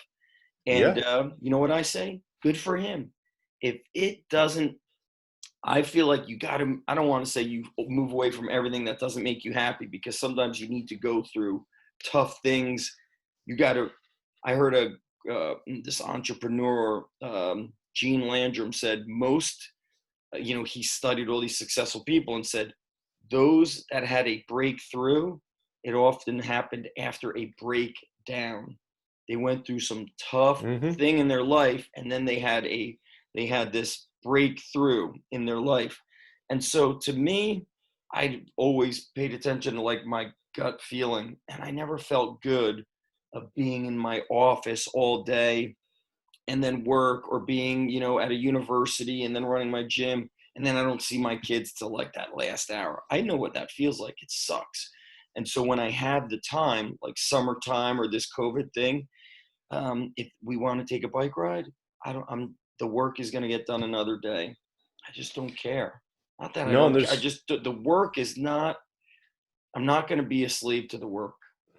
no, and I think that's one of the things that this COVID situation is terrible on many levels, but there are a lot of people who are getting time with family and kids, for example, that normally wouldn't. And there are some people who have this opportunity and not taking it, and they're getting Yes. overly annoyed about it, not taking. And when work does start up again, they'll regret, maybe not taking time. What And opportunities do you see during this? Because I've shared things with my team of coaches, things that I recommend you do. I've got a coaching group, like a business coaching group, where I gave them, now that you're not coaching, here's what you want to do. And one of those things was we broke down how to write a book and get it on Amazon. Not even a big book. Like, no, one of the guys owns a gym, did a small one. This is like his theme at the gym: work hard, feel brilliant. good. And he's been to like all my seminars, and he's really gotten into the, not just train the kid for the points on the board, but the scoreboard of life. And so he got it done. But like, 1 out of 10 are getting it done. What are some of these opportunities you see that are being missed, that have been good or should be good things to do now? Well, one of the things, and I'll send you a document actually I put together a few months ago, but which was around this. Like, I mean, one of the things that you've got at this moment in time is you've got hundreds of coaches, thousands of coaches around the country who are in the same boat as you, who have time off. So reach out to them and learn from them.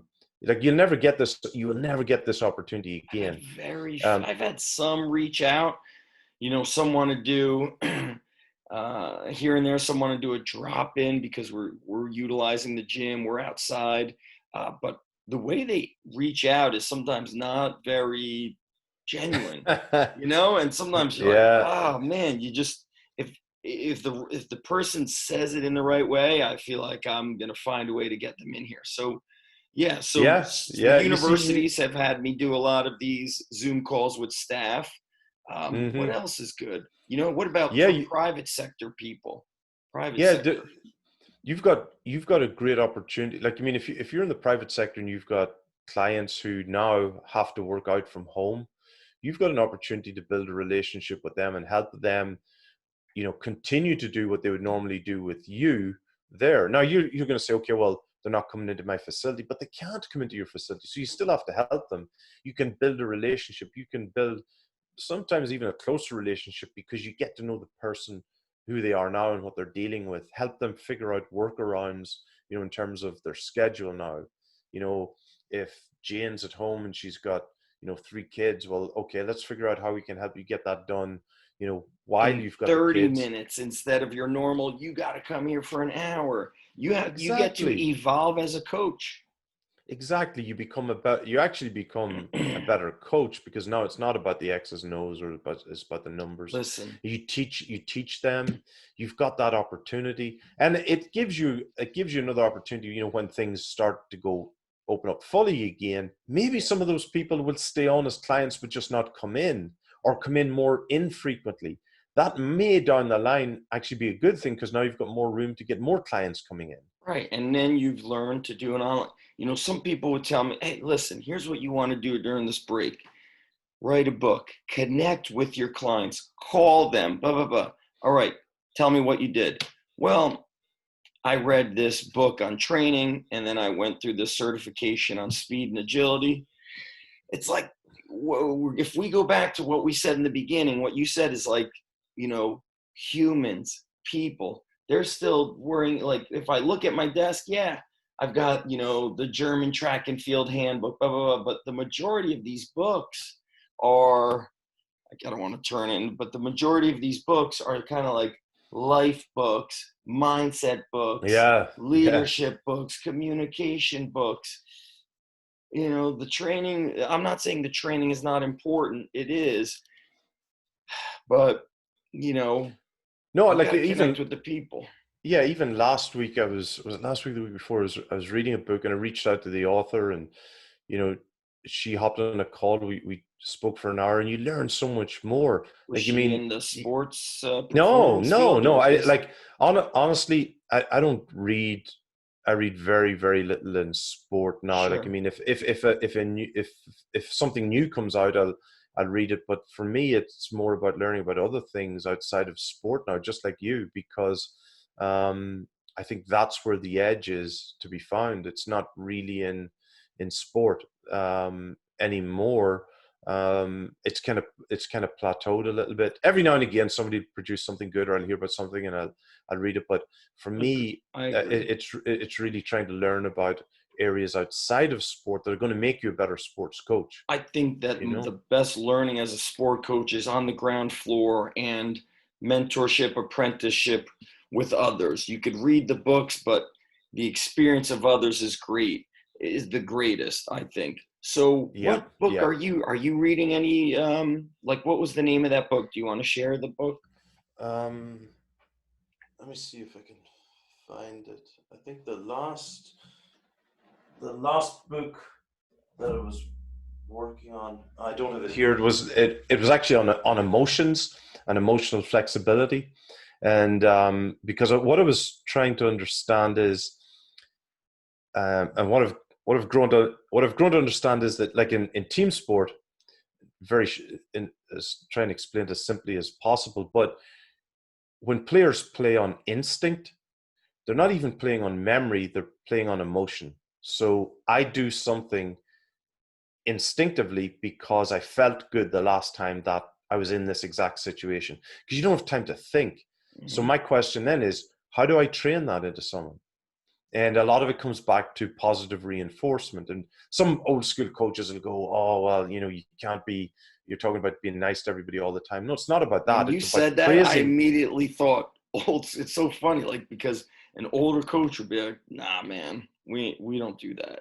No, but what some of the older coaches were doing anyway, like, I mean, they were being genuine, authentic. So yeah, they if you had like 5 sets, they push you hard for the first four, and drive you hard. But the fifth one, when you got it, they give you that little bit of praise. Well done. That's that well done. Those two words. It wasn't great job, and it was just well done. Those two words. That was the positive reinforcement. So the next time you came back, you just wanted to hear well done again. That's all you wanted to hear, or you wanted to get a wink or a nod from the coach. Yeah. That's positive reinforcement, and that's the difference. And it's just knowing, because sometimes, like, I mean, I know I've been critical, or been guilty of maybe not taking the time to praise kids, or maybe setting too high a standard at times. Me And too. it's just knowing that everybody needs it. We all need it. And how do you encourage that? And then the other thing, I'm sure you've seen this as well. You see some kids actually need a little bit more of it than others. Yes. And some kids don't. Some kids maybe are a little bit too arrogant, and you don't throw around compliments as quickly to Yes. them. But then there's Yes. other kids, and they need some kids need it just to turn up.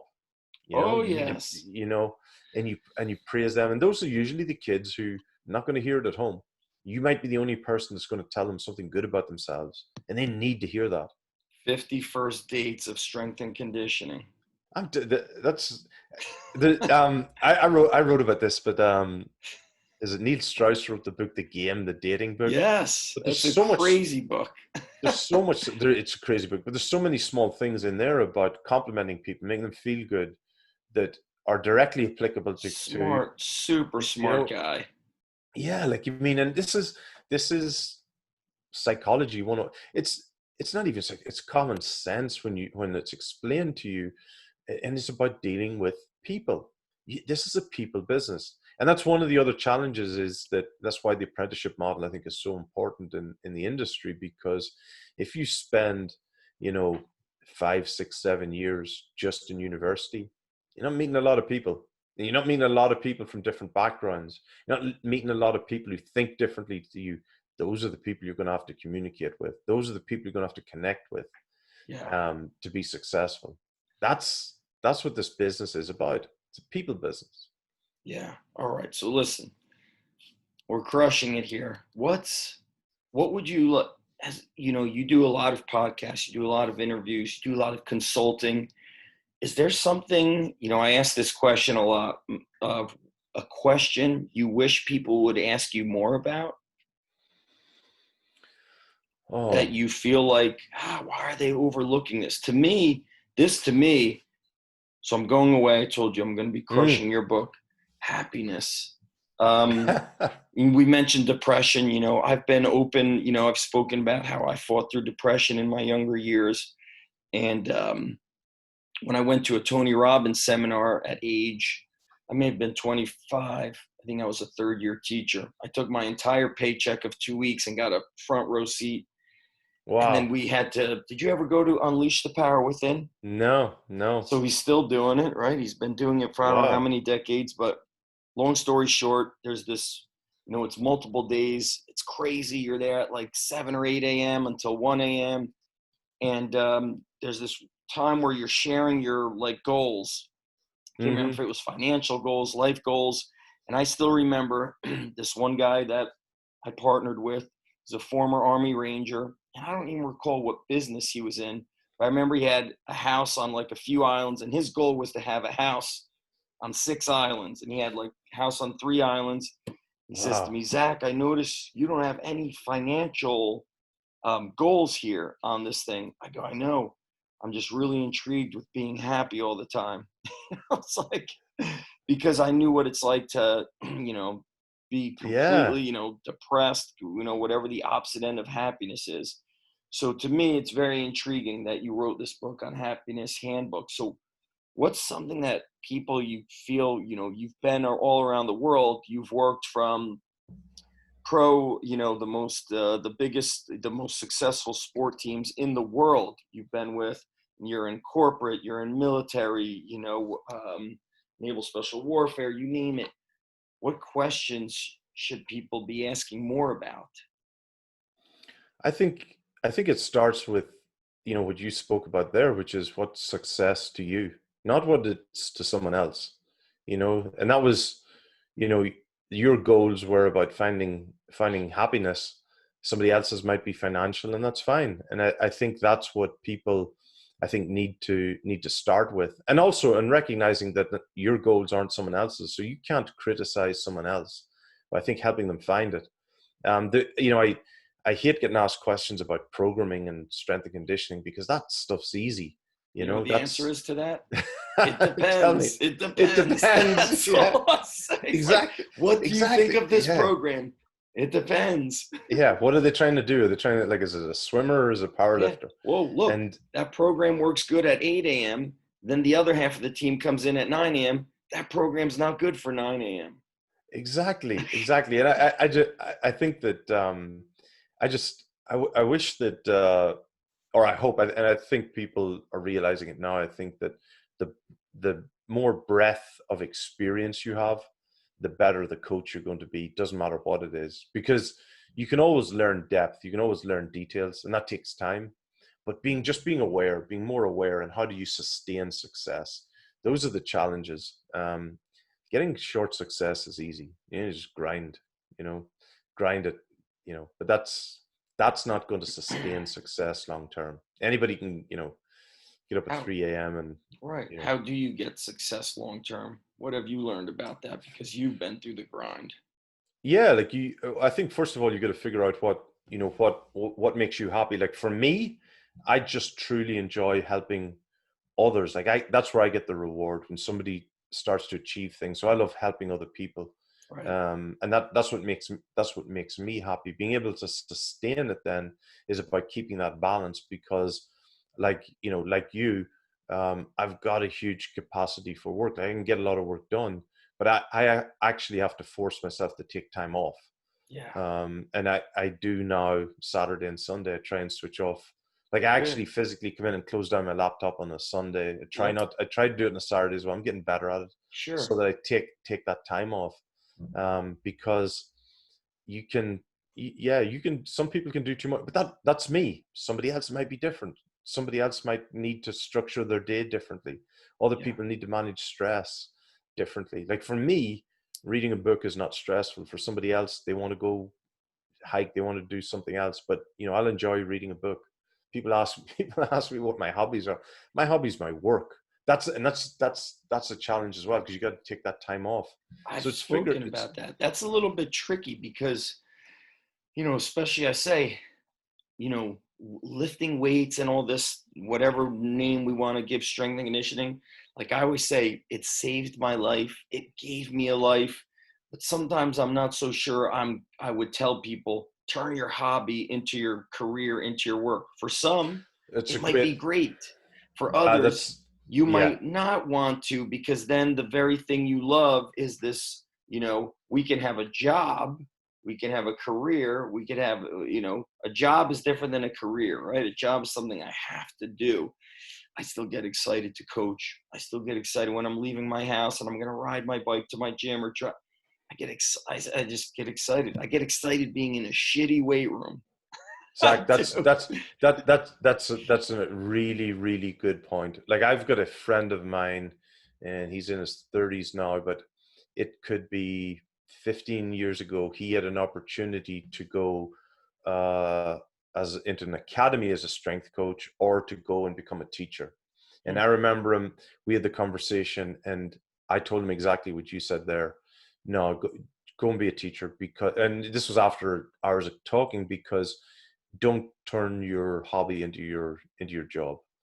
And he thanks me still to this day. He's happily married, kids, family, and he still goes and coaches in his afternoons. But his hobby, he still gets that excitement. He loves his job. He's a teacher, great teacher, and he still loves coaching. And he's got that balance. And that's a very, very good point. Sometimes you don't want to turn your hobby into your job. Sometimes we don't know. It Sometimes depends. It it correct. depends. It depends. It depends.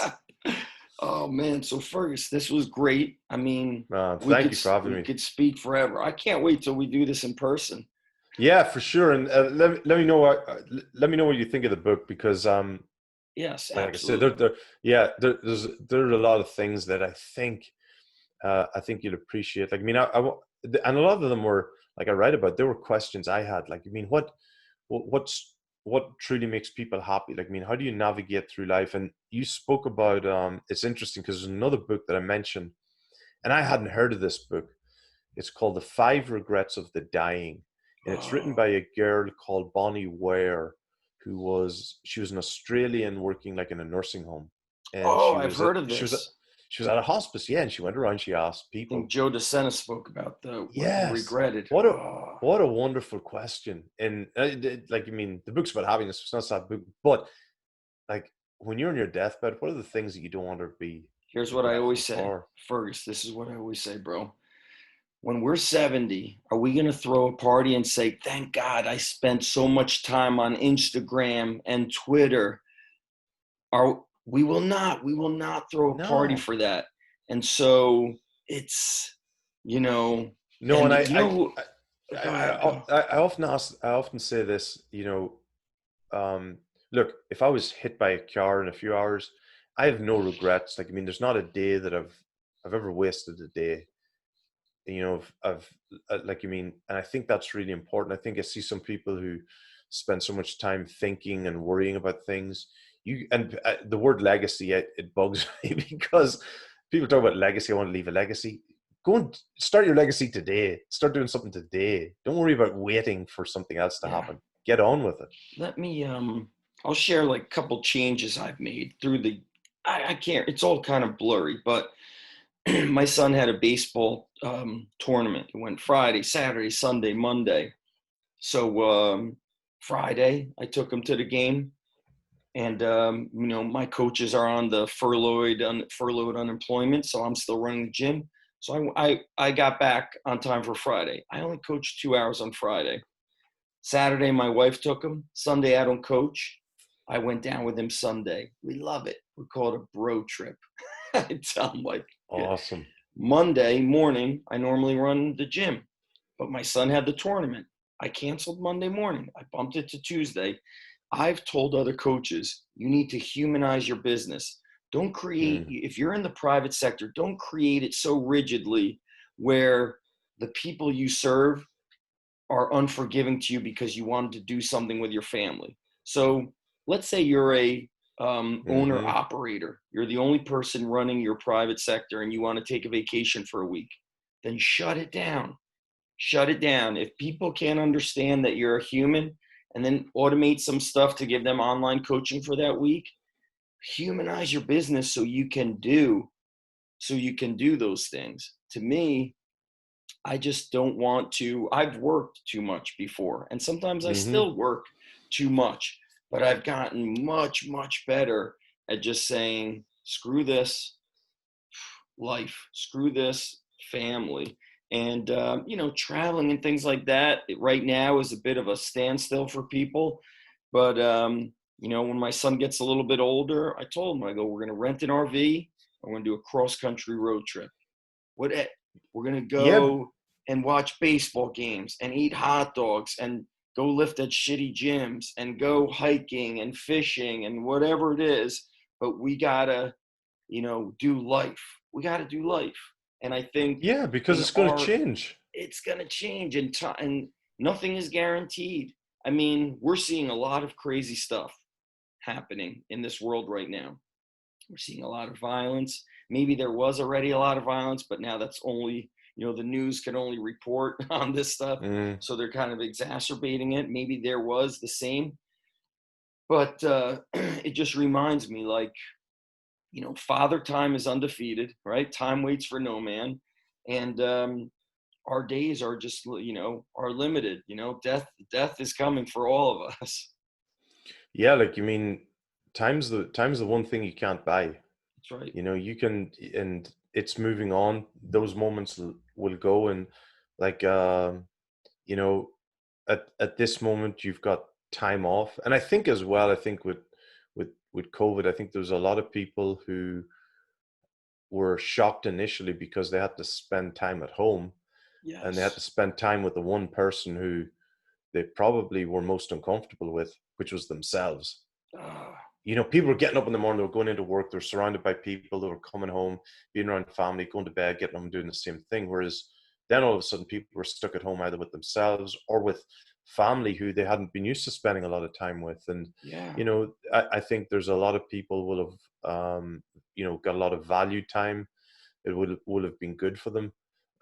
But it's gonna I think it's next week or the week after I got 3 weeks, on site with an NFL team, and I won't be so it'll be great, but again, it'll be in a small space again. So these things are going to change very quickly, and you'll get back into the routine.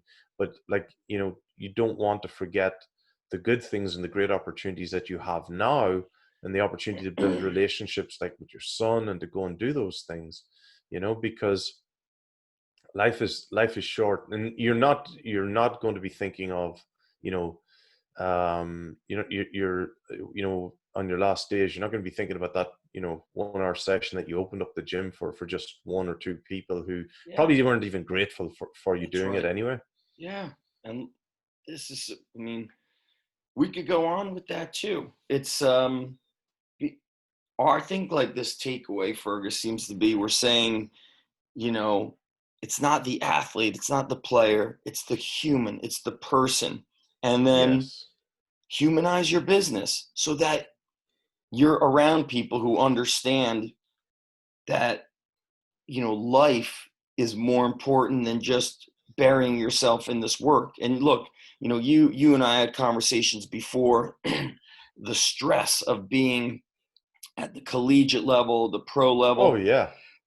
I've had many conversations with other big name coaches at those levels, and I knew guys that were making so much money, and they're like, dude, I cannot handle another meeting about having a meeting on a Friday evening. Like, I just want to go home and I want to be done. Like, I don't want to leave the house at 4 a.m. and come home at 8 and 9 o'clock. No amount of money was able to, they couldn't, the money couldn't buy them the happiness. They wanted the freedom. Correct. If you talk to coaches, and I'm not like you have, but if you talk to coaches and you talk to them and you genuinely hear what their thoughts are, like you said, it's those are the things that tell you. It's not, man, forget Heartbreaking. about the money. I don't want another $20,000. I don't, you know what I mean? I'd rather have a day of the week off, or I'd They rather could get to spend get some time. 75% of their salary cut and be fine and get a little Yes, more free time. That's how they much would take. money some of these guys are making. But the Correct. lack of free time is killing them. Lack of Yeah, freedom. yeah, like you said, uh, they don't know their kids, or they don't know what's going on, and but then of course, yeah, they get to wear a polo, or it seems glamorous, but the truth is you don't know what somebody else's struggles are. I tell this story very briefly. Last thing, imagine like you're on a yacht with some of the most famous or so-called successful people. It could be anybody. You kind of Oprah, Bill Gates, The Rock, whatever. You're all sitting there and you're having this amazing meal on a yacht, and everybody's talking about the latest house they've bought or movie or whatever they're working on, and you're just sitting there in awe, and you're feeling a little bit smaller as the meal goes on. And at the end, the waiter comes, clears the table, and he hands everybody a piece of paper. And on the piece of paper, he tells everybody has to write down like the greatest fear or worry or struggle that they have going on. And everybody writes it down. You crumple up the piece of paper, throw it into the middle of the table. Now, the waiter turns to you and he says, see all these famous people? You can have anybody's wealth and fame and fortune, but you got to pick up their piece of paper. I guarantee you, when you would read some of the stresses, the true stresses and worries that these so-called successful people have, and you open it up and read it, you'd want your own piece of paper back. Hmm. because of the You just don't know what stress. you don't know what other people are having to deal with, stress, worries. Didn't So be careful what you wish for. David Chappelle, I don't know the full story. I've heard Joe Rogan speak about it. He still lives in Ohio where he grew up, but he's got Yes. 50 acres of land. He's not no social media. It seems like everybody wants the freedom and the privacy and to not have to put stuff up. And here and there I'll delete my social apps a week, 2 weeks. I did it maybe in the fall. Okay, I did it, within the year I did it for 30 days. I saw a decrease in my business income because I wasn't on Instagram and Facebook. And, Mhm. that sucks to realize that. It's like, man, that ain't good because No, that's where people are, though. it is. It's crazy. I haven't figured the whole social media thing out. Like, I mean, I don't understand it. For me, like, I mean, I enjoy just being around people and learning from people. I find social media a little bit different, but Yeah, I that's want what to be that. around the people. Yeah, no, there's It's value. Listen, you learn from social media. Like, I mean, sure. we've all benefited from it, but the, there becomes a point where things can be detrimental, and not again, it comes back to critical thinking. Not everything that you're going to read is going to be either true or good. Because of the context. It's everything is the context. It's the moment that it's happening. It's why is he doing that exercise? That's a stupid exercise. Yes. Well, you don't know why he or she is doing those things, that exercise, or Yeah, you don't yeah. know. I saw is it Kurt Hester? It could be months ago. I like Posted. Kurt. I like him a lot. Yeah, I don't know. I don't know the guy at all. But I saw him. He posted something about he was doing Zercher squats, and some Yes. people Oh, were people critic. blew up on him. And my first question was, I've never done them, and my first question was, wow, like why? That's what I wanted to know was why. Why did you do them? Not good or bad. I don't know. But Sure. I was going, yeah, why? Like, I I don't mean, know why they blew because up on him. I've done them and well, filmed them since like I've been on YouTube, 2006. Nobody ever yeah, blew up on me. I think they blew yeah, up on him. but They're like, "Why you do that? It's right after the season. Isn't that hard on their elbows?" yeah, It's but I crazy. like, but he, like, you mean, I'm sure he has a really good reason. I want to know what the reason was because I wanted to know why, and Yeah, I like think he did do another video on it. I was excited to know because I was Yeah, going, this guy could be doing something I need to learn about. I don't he do wrote a Xerxes great spots. book too. His Yeah. book was Oh, great. I'll get it. I'll get it. It's called Confessions of a Strength and Conditioning Madman. I honestly did not think it was going to be. It's very much about navigating your career. He's in his mid 50s, yet he looks like he's 38. He's such Oh a wow. young looking guy. So he's been in the industry for a long time. A lot of energy, a lot of fire. He really is like teaching people how to protect themselves. Like it shows that he's been through a lot of ups and downs. You think Mm, this opportunity is great, or you think this was a good idea. This was not a good idea, and all these things. There's like an assessment in there where he talks about another coach or a professional, an outsider who doesn't know you. Like mm, Fergus Connolly has never seen me coach. Come and observe me coaching and observe me and grade me on communication skills. How do I communicate with the men, with the women, with athletes of color and different mm. ethnicities, all these things. It's a very good book. Yeah. Very good book. And he's yeah, No, I'll check it out. he's an experienced guy. There's so But that much was stuff running through my mind while we say this. yeah, but like that was an example of like yeah, people were criticizing whatever, and my first thing was why? Like why? In a good way, because I was going, and because I remember years ago somebody gave me a program written by a strength coach, and somebody was criticizing it, and I was going, yeah, but you don't know the context. Like you don't know Context. what you don't know what the context is. You don't know what the reason is. Oh, they're People doing are leg press. Why we don't leg exactly press? exactly, yeah, yeah, like leg press. We don't do it, and there's some.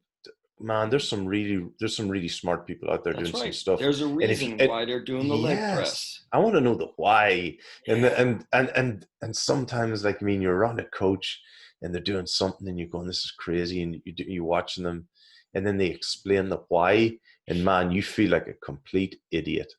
You know, you feel like a complete idiot when they explain the why, Because because they've you're obviously assuming things. You're exactly, assuming things. and they've thought it through on levels and things that you didn't even Yeah, think about.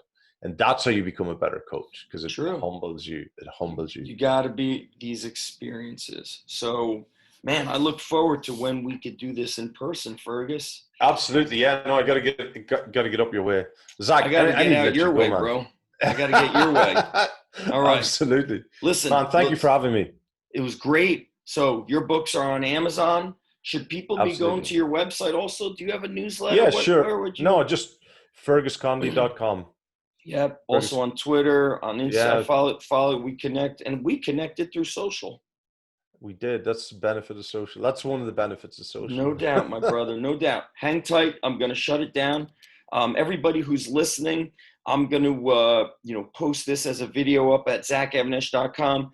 Fergus, I'm going to link back to your books, to your website, also to your Appreciate you. speech on the sheepdogs. I mean, Oh there's a yes, lot of, yeah, yeah. yeah, we didn't even get into that, and We here didn't we get are into 2 hours later. So that. I want people to basically Google your name and do the deep dive, go down the foxhole, and really learn from you. It's been awesome. So I want to thank everybody for listening.